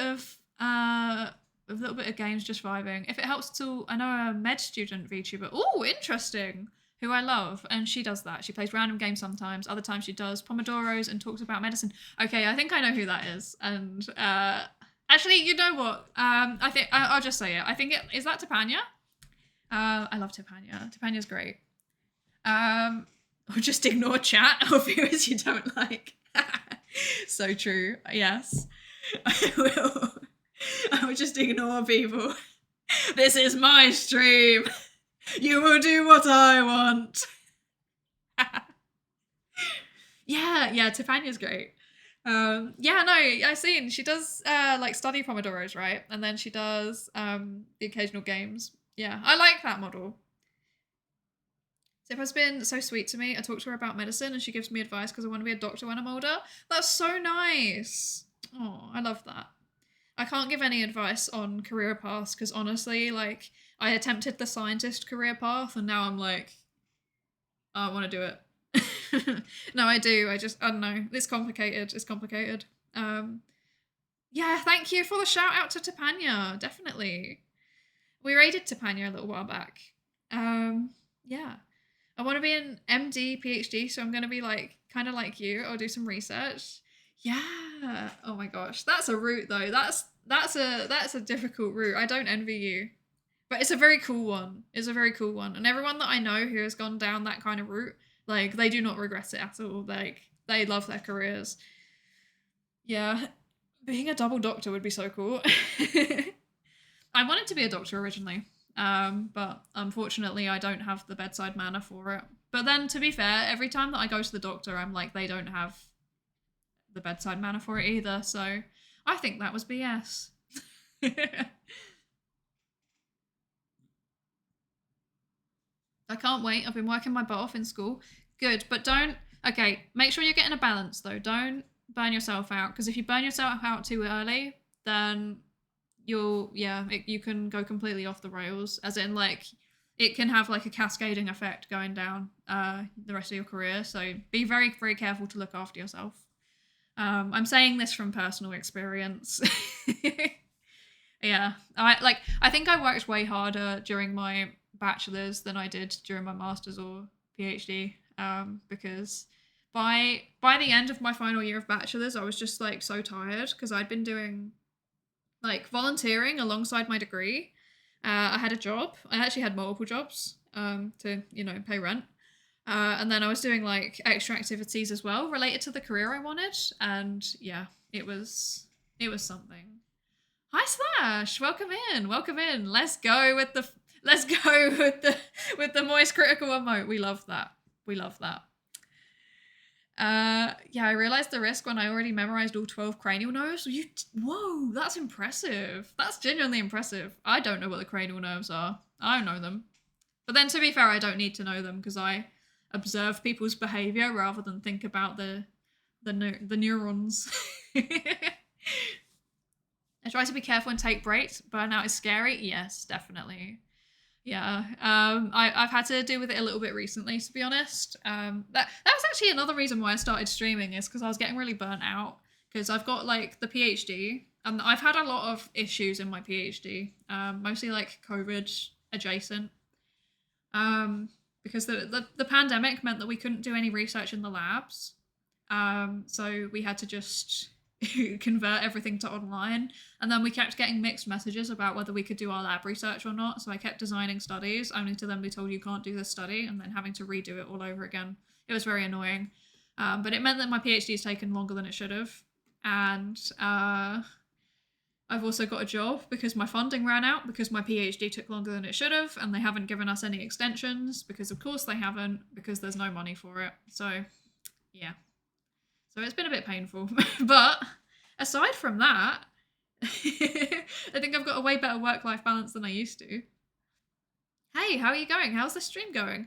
You know, we're meant to be playing Steins Gate and we keep getting off the rails because there's a lot of interesting science and psychology stuff in this game, and apparently also in the whole series. So that's very cool. So we're not progressing through the game very quickly, but we are progressing. We're going at our own pace. But yeah, I'm good, thank you. There's a memory aid for it. An old... Mittens! Mittens, first of all, hello. Welcome in. Second of all, thank you so much for the sub. How are you doing? Me and Mittens had a little interaction very quickly earlier in someone else's chat. In Maxine Eclair. Mod, can you please give Maxine a shout out, because I also love her streams. But yeah, thank you so much for stopping by and for the sub. It means a lot. Where was I? I'm quite behind on chat, sorry. So there's a memory aid for it. It's on Old Olympus Towering, Topper Fin, and a German viewed some hops. Every letter is a nerve. Oh, I love those. What are they called again? Like, what are they called? What are they called? Mnemonics, that's it. Mnemonics. Yes, thank you for the shout out. Yeah, so Maxine does like art streams and then also occasional like gaming streams, so mostly Power World or Final Fantasy, and she's just very wholesome and very, very good co-working material, so highly recommend if you ever need like co-working background noise. And her art's amazing as well. I can imagine that would be horrible. Yeah, I heard a lot of PhD students complaining about that. Actually, yeah, it's the funding thing particularly is really frustrating because like you just want to get on with your science, and it is it's annoying when the main barrier is basically the government didn't give us enough money. So yeah, but yeah, you know, it is what it is. I think it's more psychology that's an issue. To be fair, other domains get a bit more funding. Apart from well, no, to be fair, it depends on the university because so there's like government. Most Western countries anyway have like government money that's given to the university to give to the researchers.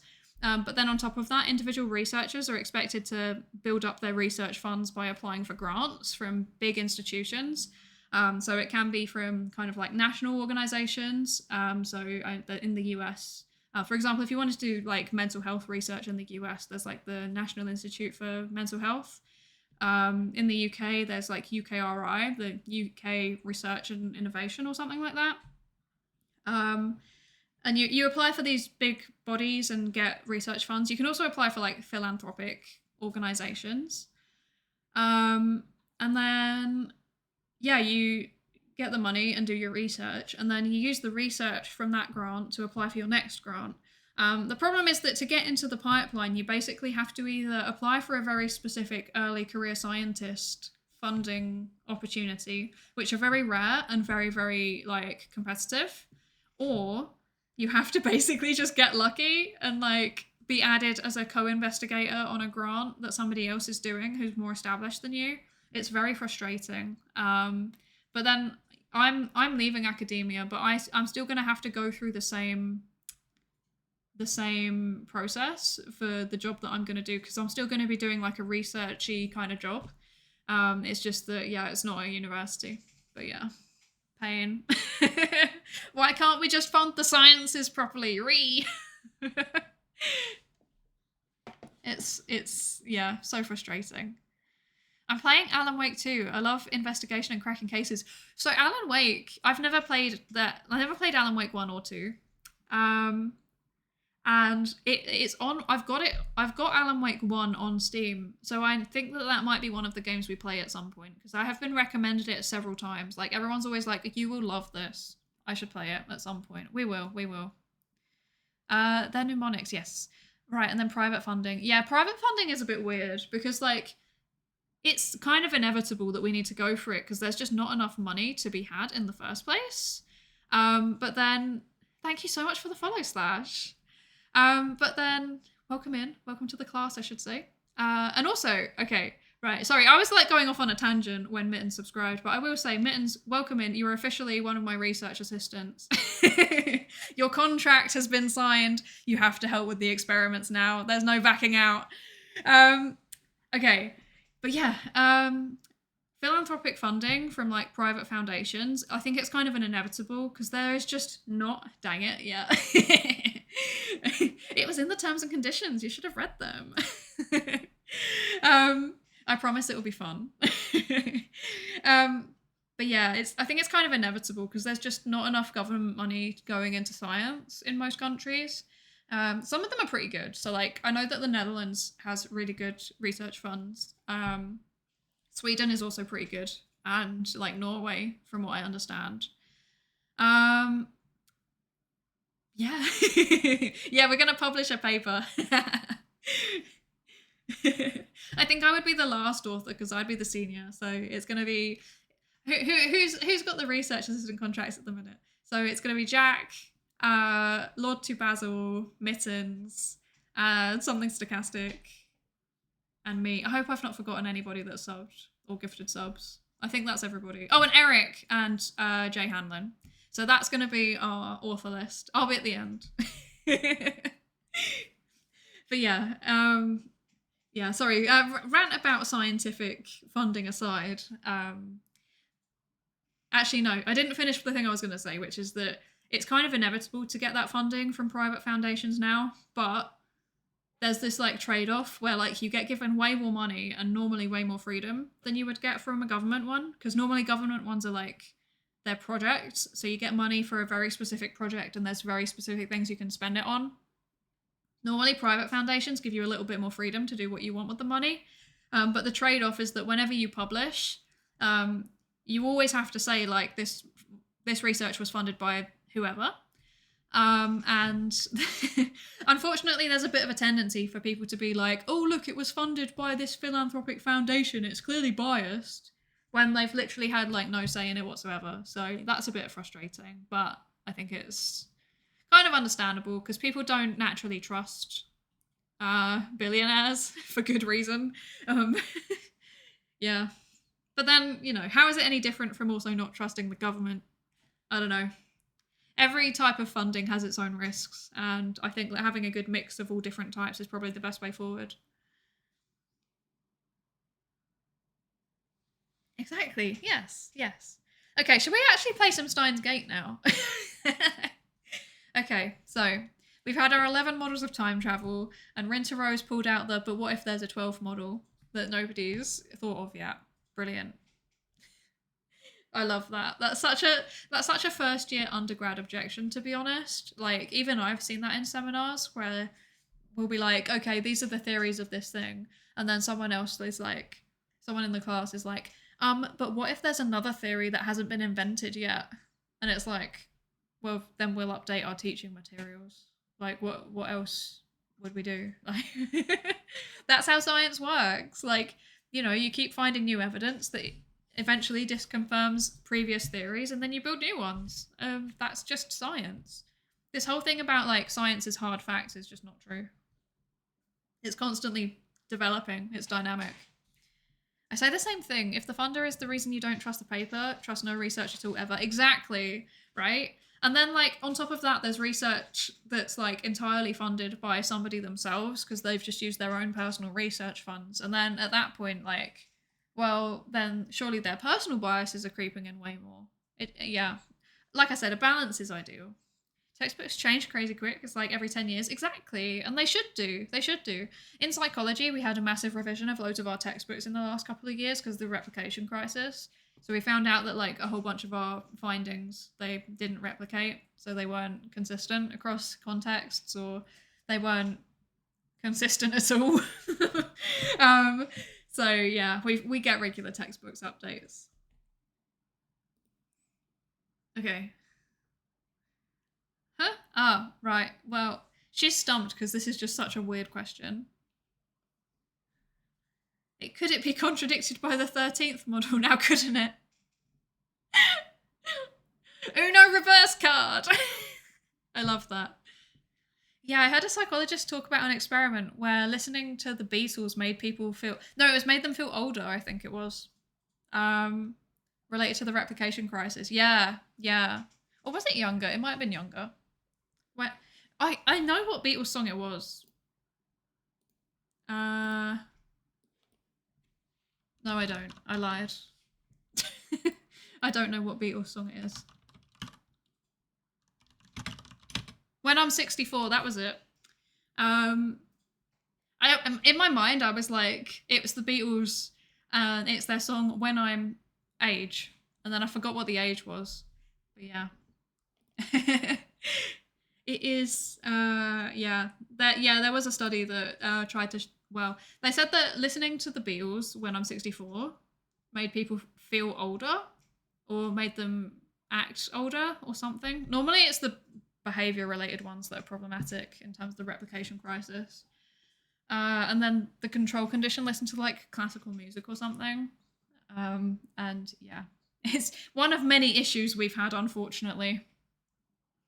I hear it's good business to fake your social science study data, talk to the media a lot, write a book, and become famous. Yeah, exactly, and get a TED Talk. That's the whole point of being a scientist, right, is to get a TED Talk.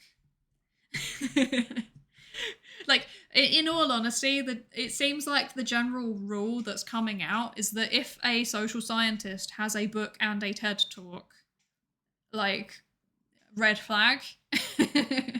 Just start a Substack and make up whatever crap you want. Exactly. You know what's up. That's what you do after you get brutally cancelled for your place in the replication crisis. When they prove that you're defrauding your data, right? Then you set up a Substack And you start by writing about how it's all just like nonsense and you did not defraud your data. And then when you lose the court case and you lose the research fraud case, then you go away and you write an entire series of posts about what it's like to be cancelled. And then you continue writing about your research as though none of it ever happened. That's the way to do it. That's the real way to get you rich. Exactly. It's okay. Social sciences suffer from other sciences looking down on them with snobbery and a lack of funding, and are also relatively young fields. Yeah, that is true. Yeah, we do have a lot of we are the victims of like quote unquote hard STEM snobbery a lot, and it's very sad. Because when you actually talk to like when you actually talk to scientists in other domains as a psychologist, like sometimes I find this thing where they start off like just assuming I don't know things basically, and then they realize that I've actually read more philosophy of science than they have, and I actually understand statistics better than they do, and then they're like, okay, I'll stop being rude now just because you've never used a mass spectrometer or something like that. People need to give it time. Exactly. Yeah, we're so young, we're underfunded. Like realistically, what can we do? Like, you know, we just need people to give us a bit more leeway and a bit more time, and we'll get there eventually. This sounds like tech. Yeah. I will say that I know quite a lot of like psychologists that have moved out of academia into tech, so that might play part of a role in my opinions. Yeah, it's unfortunate and I feel bad for people that have to deal with it. You'll never have to worry about it from me, at least. Thank you. Although, to be fair, I think that psychology and biology are not that far off in that sense. Because, like, biology is relatively... I know that people have been studying, like, animals and plants for ages, but studying the biology of humans, and especially, like, medicine, that is something that is a lot newer. The understanding that we have of it, anyway. You know, like germ theory is only like 100 years old or something, right? So, and there's still people that actively deny germ theory. So, biology has a replication crisis too. Yeah, I know. It's wild. Yeah. I think that, to be honest, my understanding is that every field has a replication crisis to some degree or another. It's just that I think there's variance in how much it's actually talked about is the main thing. Don't remind me of the germ theory deniers on Twitter. Yeah. I've had the misfortune of talking to them. Honestly, just don't bother. Don't bother. It's not worth it. The thing about science denial, but also like especially conspiracy theories around science denial. Has it changed to just chatting yet? No. We're still playing Steins Gate. This is all related to Steins Gate. Steins Gate started this conversation. Blame Makise. It's her fault. But yeah, the thing about science denial and conspiracy theories especially is that they kind of form like a belief, like an ideological network of beliefs. So once somebody has established that kind of network in their mind, they kind of use it as a narrative to see the whole world through that narrative. So yeah, unfortunately, even if you talk to them and try and have a rational debate, like they are literally just seeing the evidence in a different way to you. So it's not worth your time. There are not really any interventions for conspiracy theory beliefs, unfortunately. Or fortunately, I don't know. Like, to be fair, you've also got to remember that like some degree of conspiracy theory thinking is kind of natural. And like there needs to be people in the population that distrust institutions to basically keep tabs on them. Like I think that the same mechanisms that cause conspiracy theory beliefs are probably the same ones that lead to things like whistleblowing. They definitely have some kind of reason for being there. It's just that, yeah, it can sometimes get a little bit out of hand. And that might be when people need a little bit of help. But right now we don't know the best way to do that, so yeah.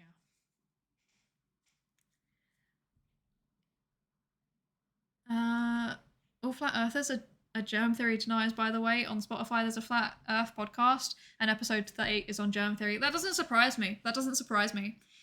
Different science denial beliefs all linked together, and different conspiracy theory beliefs all linked together. So, like, Rintaro here, back to Steins Gate, because I'm trying to keep it somewhat on topic.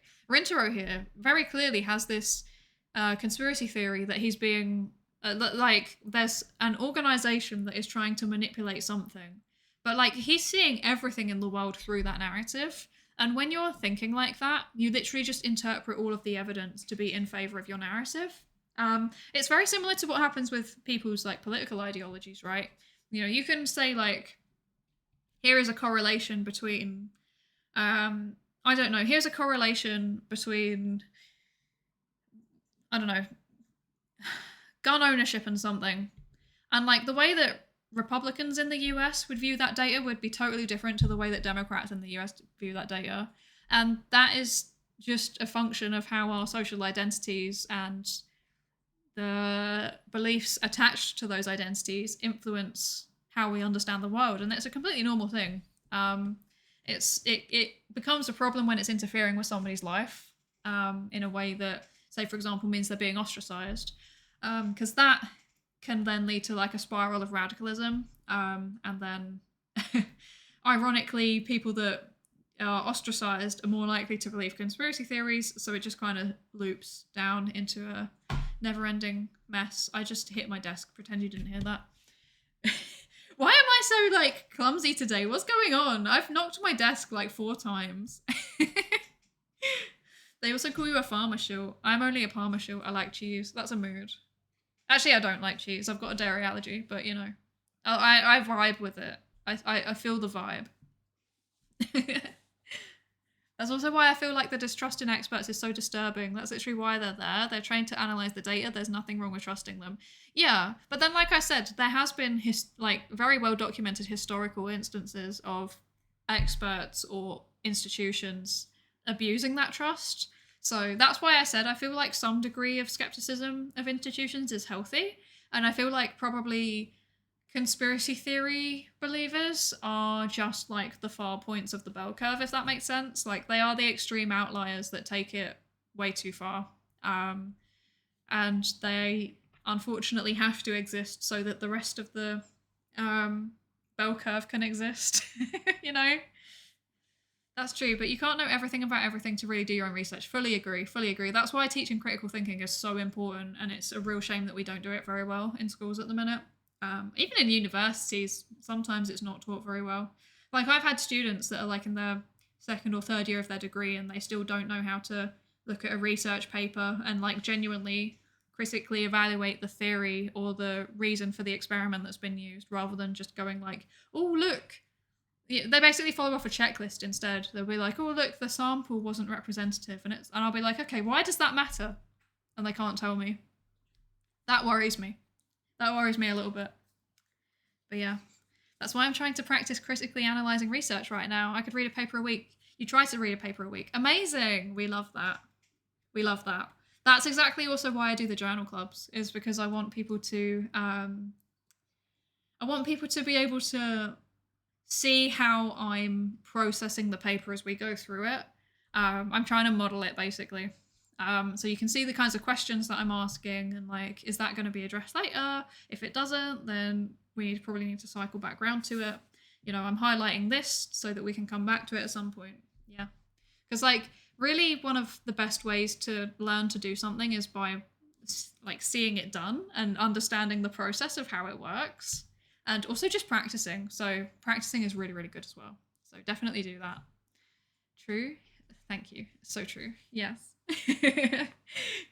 Sometimes I feel like I'm just, like, chatting shit when I'm trying to critically analyze, but I think that even when you're well versed in it, it still kind of is going to feel like that. It's natural, I think, to kind of question it's like critically analyzing your own critical evaluation. That's, like, the best way I can describe it. It's like you kind of take a step back and you're like, okay, is that an actual point, or is that just me saying things for the sake of saying things? Not sure. Okay, we are 2 hours in, and I think I have actually played about 15 minutes of Steins Gate once again. Will we ever finish chapter 1? I don't know. I don't know. Okay, we're playing. We're playing. We're playing. We can do this. Damn, she twisted my question and used it against me. That's what happens when you try and pick a fight with somebody that's probably a little bit smarter than you. Oop. That's what happens when a self-proclaimed genius picks a fight against an actual genius. Oh dear. Oh dear. Touche, genius girl. The way that he's calling her genius girl instead of like by her name is slightly dehumanizing. I don't like that. Suddenly, I feel eyes on me. Some puffed up professors are giving me hard looks from across the room. Oh no. Maybe I got too carried away. I don't want to risk losing my credits. I should back off for now. Yeah, you should. You shouldn't have started in the first place, you silly mess. By the way, time travel to the future is available to us right now according to Einstein's special theory of relativity. That adds up to what I know. For example, let's say that someone were to go to Haneda Airport and board a plane headed to Okinawa. Upon arrival, the person would be about 100 millionth of a second farther into the future than I am. What does that mean? According to the special theory of relativity, time moves slower for objects as they approach the speed of light. For example, if you could run at near the speed of light, you could reach a point where time only moves half as fast for you. If you were to keep running at that speed for 24 hours, 48 hours would elapse for the rest of the world, meaning that you would jump one day into the future. Do you understand, Owen Kyoma? Dang. She's passive-aggressive. Gah. Why are you singling me out? Gee, I wonder.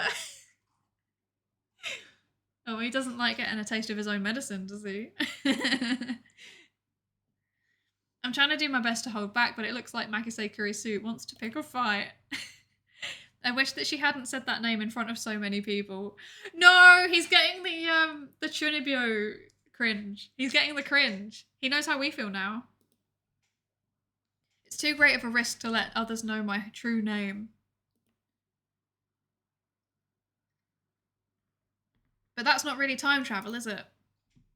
Yes, it is. Now our professor calmly makes an objection. True, Makise Kurisu's example isn't strictly time travel per se, but I never expected an older man, a professor at that, to refute an 18-year-old girl. Academia do be like that, actually. I have had, like very well-established professors, like, ask me probing questions like that, and it's very stressful. Maybe he's just testing the genius girl's resilience. No, actually, this is just a normal thing in academia. Yeah, you're right. The genius girl readily concedes to the point. If she were a normal 18-year-old, that would be impossible for her to be this calm in front of all those people. Makise emote. Yeah, I kind of do have the same hair, don't I? That was completely unintentional. I did not mean that. A normal 18-year-old would panic when refuted by such a distinguished-looking professor. Testing the boundaries of knowledge? Yeah. Yeah. And yet, Makise Kurisu's giving off an aura of gutsiness that says, I can take this guy on. Then what about going to the past? Going to the past is possible right now. Take a look at the sky at night. You can see the light from tens of thousands of years ago, can't you? That's not time travel either. This time it's a nearby student who objects. Well, I was just getting started. Was it me, or did Kurisu look a little nervous just now? Let's say we wanted to make a machine that could take... Oh, wait, what? I can't read. Let's say we wanted to make a machine that could physically transport people through time. What would we need? The best candidates for this are cosmic strings and wormholes. A cosmic string is a string-shaped crevice with extreme mass. What? A string-shaped crevice. Okay. That must be how they enter our universe. But do cosmic strings really exist? The crevice is about as wide as an elementary particle, at least as long as and at least as long as the diameter of a galaxy. It has immense mass, so it distorts space-time. If you were to travel through that distortion, you could make a full circle around the string in less than 360 degrees. In short, you can do something resembling a warp. This is called a space-time angular deficit. When you pass through that area of angular deficit, transit time becomes 0. Now we apply this to cosmic string moving at near light speed.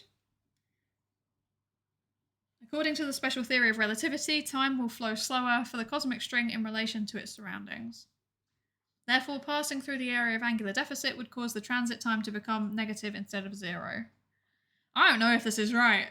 I don't know enough about physics to know whether this is accurate. In other words, you will arrive in the past after transit. It is not. Okay, brilliant. It's fine, it's just a video game, right? Right? Oh dear. I would love to know... Okay, Mittens, if you know enough about this, I would love to know what about it is right and what about it is wrong. But it's probably, if you don't know enough, that's fine. And if it's just too difficult to explain, that's also fine. But I am so interested because this sounds confusing to me. Because I thought, that was not how I understood cosmic strings, but I might not understand cosmic strings at all. I thought cosmic string theory was like... I'm going to just look it up. I'm just going to look it up.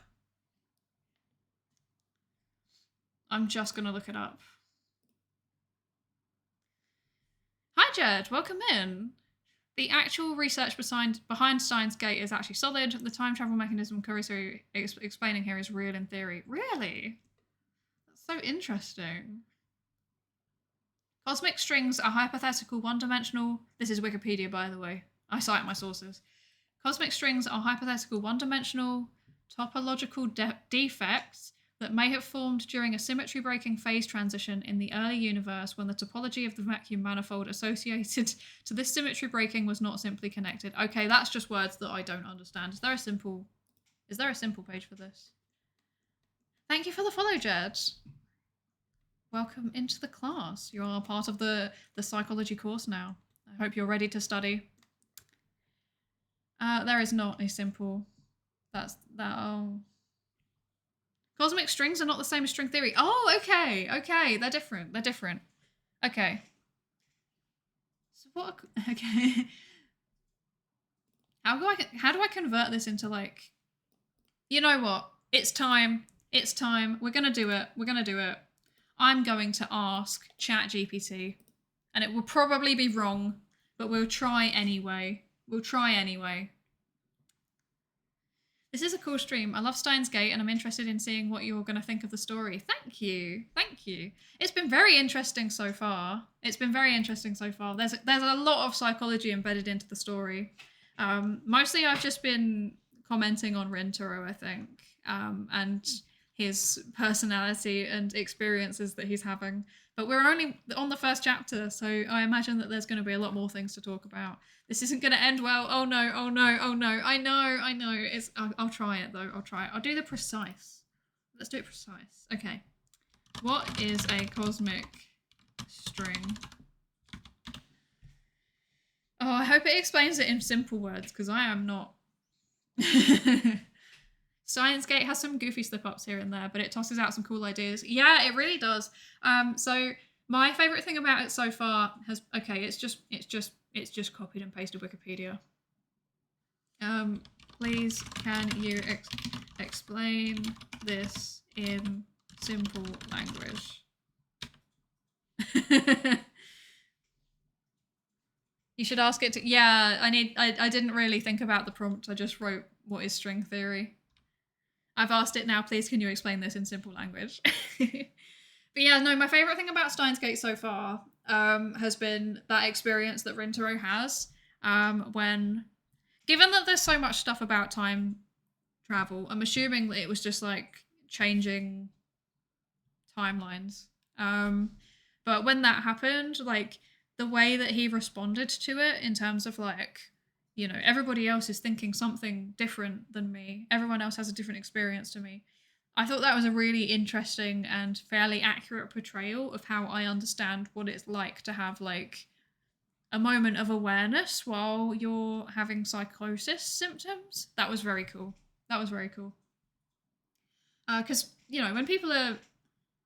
So psychosis is like a broad term that we use for anybody that's having an experience where, like, what they are seeing or hearing or feeling, as in, like, physically feeling, or thinking about the world is, like, substantially different to how everybody else is understanding it.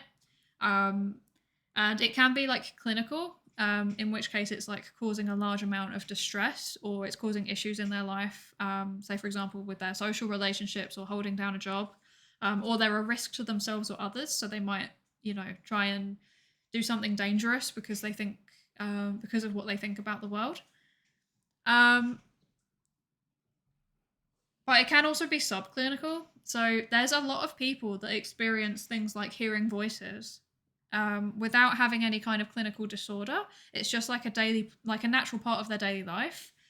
So you might be going around, for example, and then you'll hear a voice being like, "This is on your shopping list. You should get that," or like, um, or you might be, I don't know, you know, writing an essay, and then you hear something that's like, "It's time for you to take a break." Stuff like that. If it's a helpful voice, there's nothing wrong with it. Like it's just just a different experience, and that's all fine and dandy. It's only when it becomes like, you know, the voice is telling you to do things that could put yourself or others at danger, or they're finding them very distressing, and it's affecting how you actually live your life. That's the point where it becomes problematic. But yeah, that like moment of like realization of like basically like, oh god, am I crazy? Like there's not really any other way to describe it. Like that is something that was done so accurately, and I found that very, very impressive.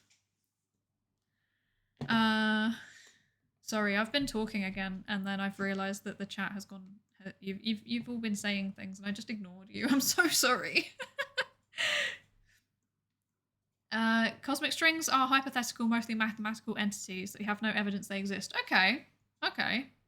That's exactly why I said real in theory. Okay, so it's like real in terms of maths, but not necessarily in terms of the physical world as far as we're aware. Okay, interesting. String theory in general, I think, is being validated, and that's dependent on finding superpartner particles, which haven't been found yet. I don't know what that means.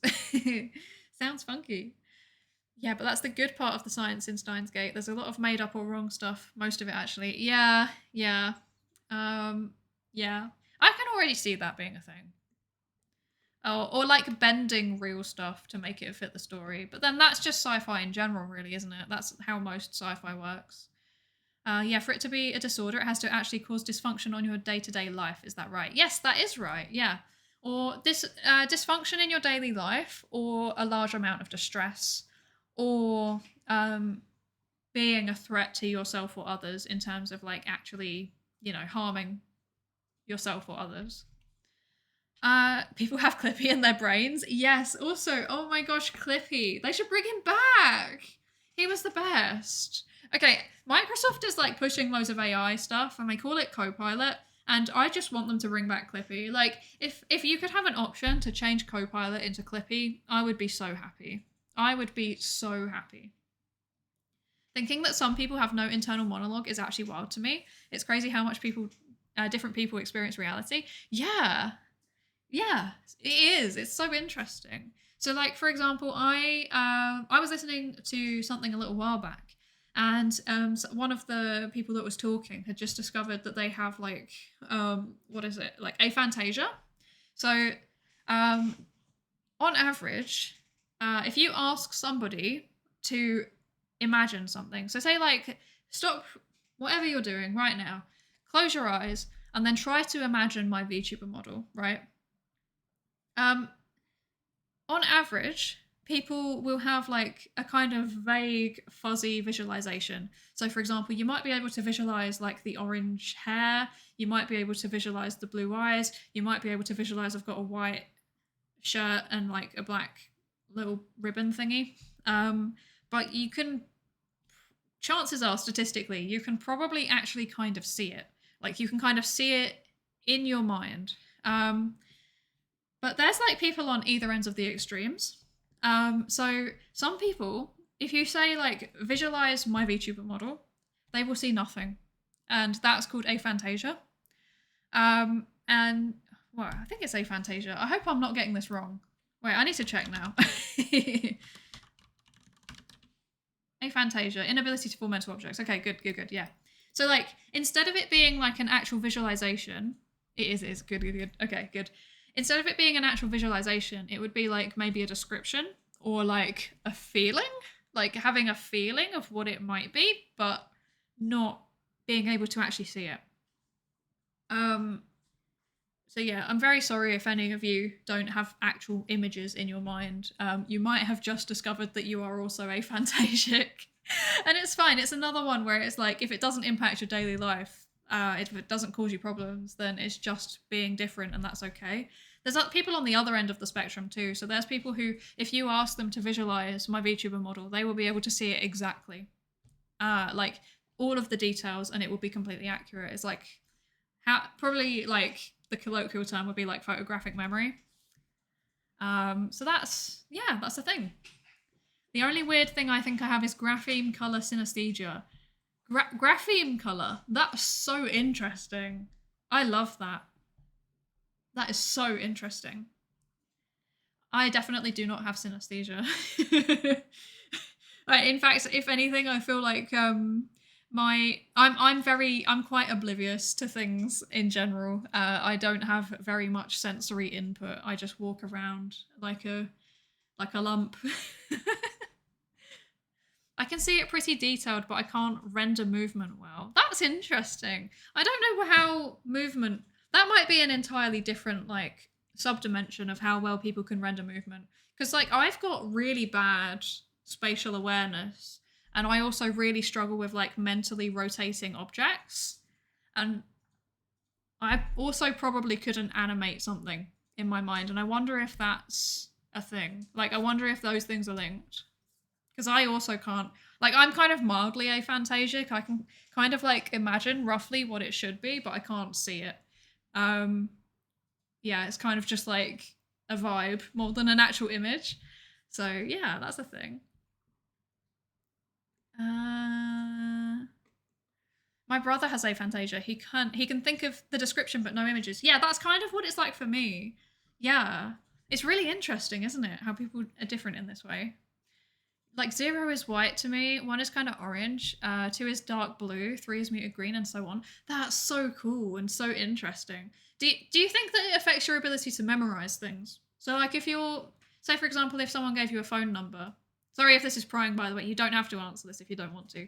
But like if you are given a phone number, do you like find it easier to memorize than average because of the colors? Yeah. That's a really interesting concept to me. The surprising thing was that people that can draw and make art also have aphantasia. I found out what it was by an artist YouTuber who has it. Yeah, that's really interesting. That's the same for me. Like I can kind of draw stuff, but I can't imagine it. So like if I'm drawing something, you probably saw this like on the art stream, because I think you were there, weren't you, Miguel, for one of the art streams. But like I have to use references very heavily, and then I also have to just keep like sketching until it's kind of right. I have to keep changing it. And I know that it's like normal to do that, but I even have to do it for like small things. So yeah, that's cool. I love that there's an actual artist. I knew somebody who's an artist who's like really severely colorblind. Like they can't see anything basically. They can't see any colors apart from, I think it was like blue maybe they could see, but they couldn't see any of the other colors. So like everything was either in some shade of blue or grey, like sepia, kind of. So I used to ask people, like, oh yeah, what color is this? Can you help me like mix the color and then I will use it? Which I find very cool, very cool. I love that. I find it so cool that people are so adaptable and they can just work around things like that. One thing I've noticed is that when I'm approaching sleep and imagining something, I lose the ability to control the dimensionality and things start getting wider or taller than they should be. And then eventually it just becomes a mess. That's so interesting. So basically, like, if you're going to bed, like, everything is like the distorted meme. Wait. Wait. Wait. This will be worth it, I promise. You already know what I'm doing, don't you?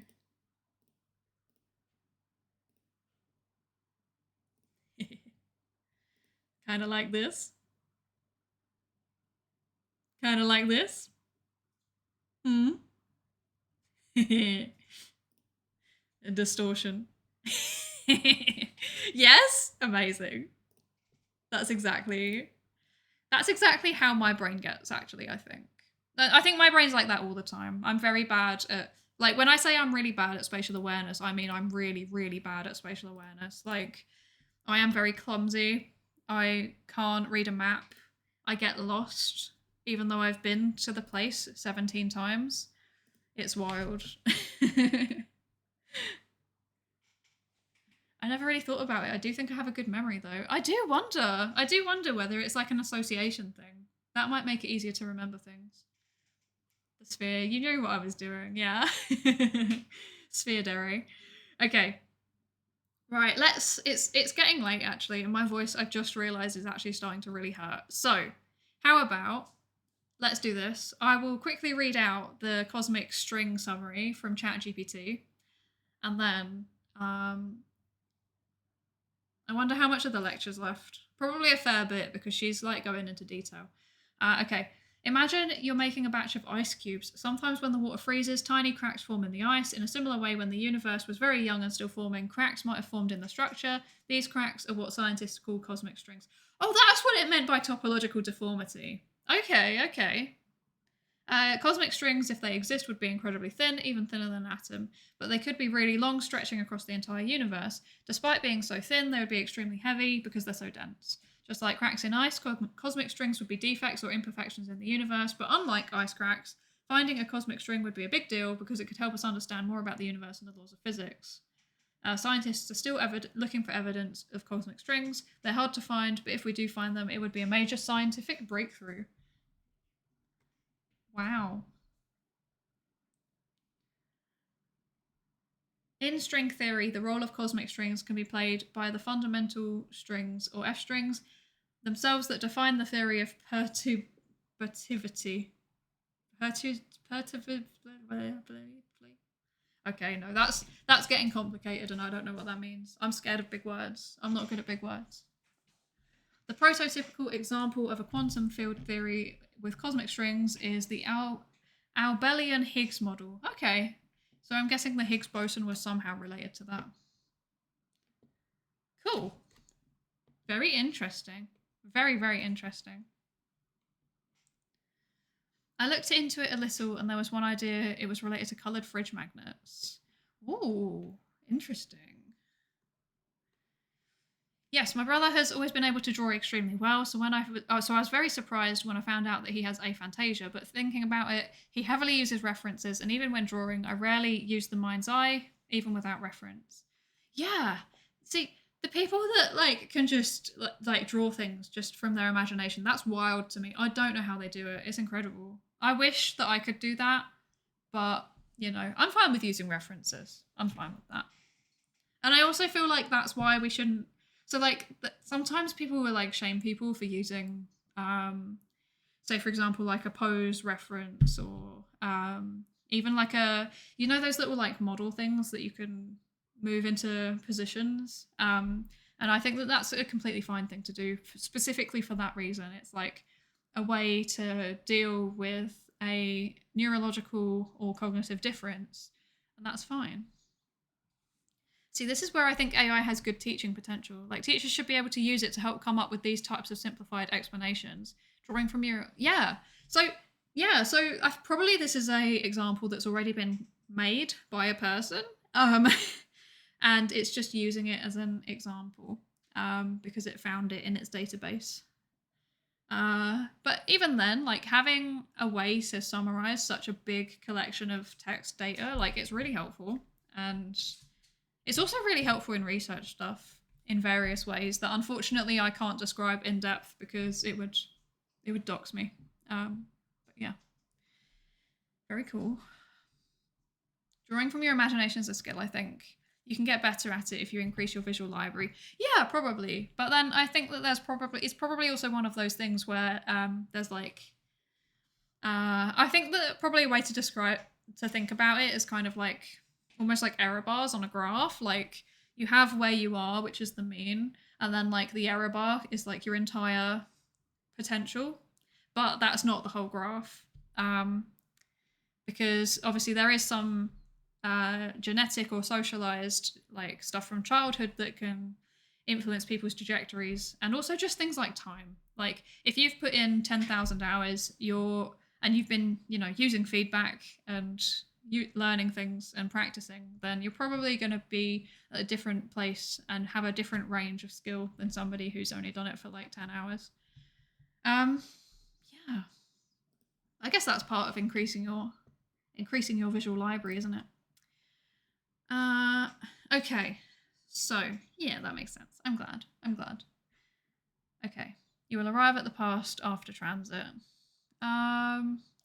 Is this a good place to stop? Just checking my phone like I would do at a real conference. I don't know why I did that. That's an impulse. How do I put it away? I don't know. Okay, I did it. Okay, so I think that I enjoyed getting sidetracked by by string theory and aphantasia and stuff. But it's probably time for us to stop doing that now because I'm tired. I'm a tired old lady, a hag, if you will. I need to remember how to save things. Save F6. There we go. What's going on? Okay. Overwrite. There we go. I have saved my progress. This is good. We are doing things. We can do this. We can do this. Indeed, using references is pretty much the only way to actually learn drawing, since, as some people think, and I agree, you can only draw things you already know of and cannot invent something new, only combine different things. Yeah. So, yeah, I mean, so I did art lessons until I was 18. I did it as like in the UK, we've got like A levels. I've got an A level in art. And my teacher was very, very forceful about saying, you need to practice a range of things, even if you feel like you're not good at them naturally, because that is the only way that you can develop the broad skills that you need.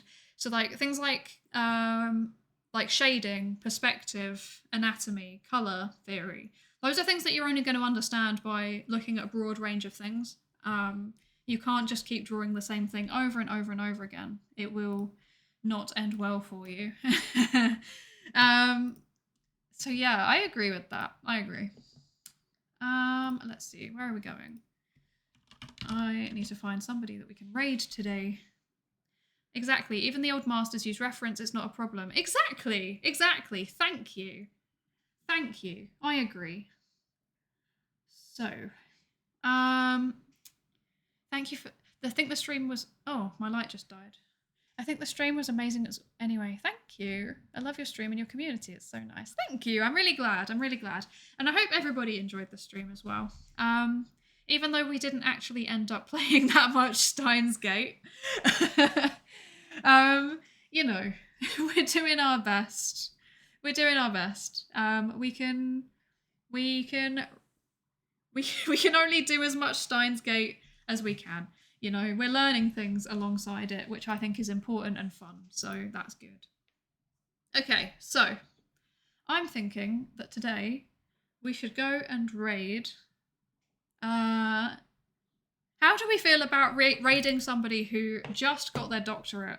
I think we should go and celebrate. I think we should go celebrate with them. What do we think? It was great. Thank you for the stream. You're welcome. Thank you. You're welcome, Joe. I wasn't helping with the distraction. That's fine. Okay, so this is the normal raid message. I'm trying to think. Sussy, yes. Sussy backpack raid. Yes. Backpack. So that's our normal raid message. I'm actually wondering whether we should do something else that's more like, congratulations on your PhD. Um, okay, you know what? Okay. Raid message as always, and then please also afterwards say congratulations on the PhD in like a second message. Or congratulations on your graduation, something like that. Be nice, be nice. So we're going to go and raid Tiny Toxic Tofu, who is doing a very long stream by the looks of it, goodness gracious, and is playing the Mortuary Assistant. Yeah, she's literally just got a PhD today from what, or yesterday maybe? I think it would be nice. So, yeah, that's that. And the PhD was in physics as well, so I guess what we're talking about today is relevant, so I'll make sure to say that in my raid message. Yeah, thank you all so much for coming, and we'll be playing Steins Gate again at approximately 6 p.m. GMT next week on Saturday. No, we won't. No, we won't. There's a change to the schedule. We're playing Steins Gate on a different day next week.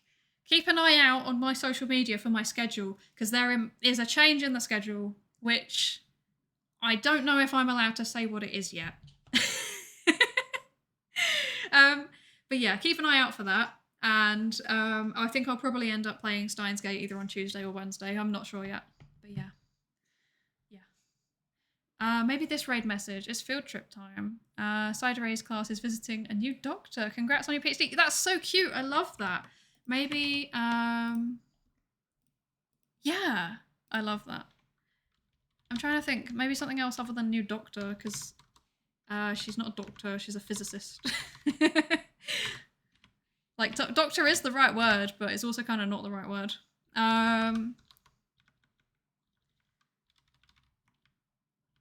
Maybe I don't know. You can do whichever one you want. It's up to you. The raid's going now anyway. So I will see you next week sometime. And thank you all for coming. Bye-bye.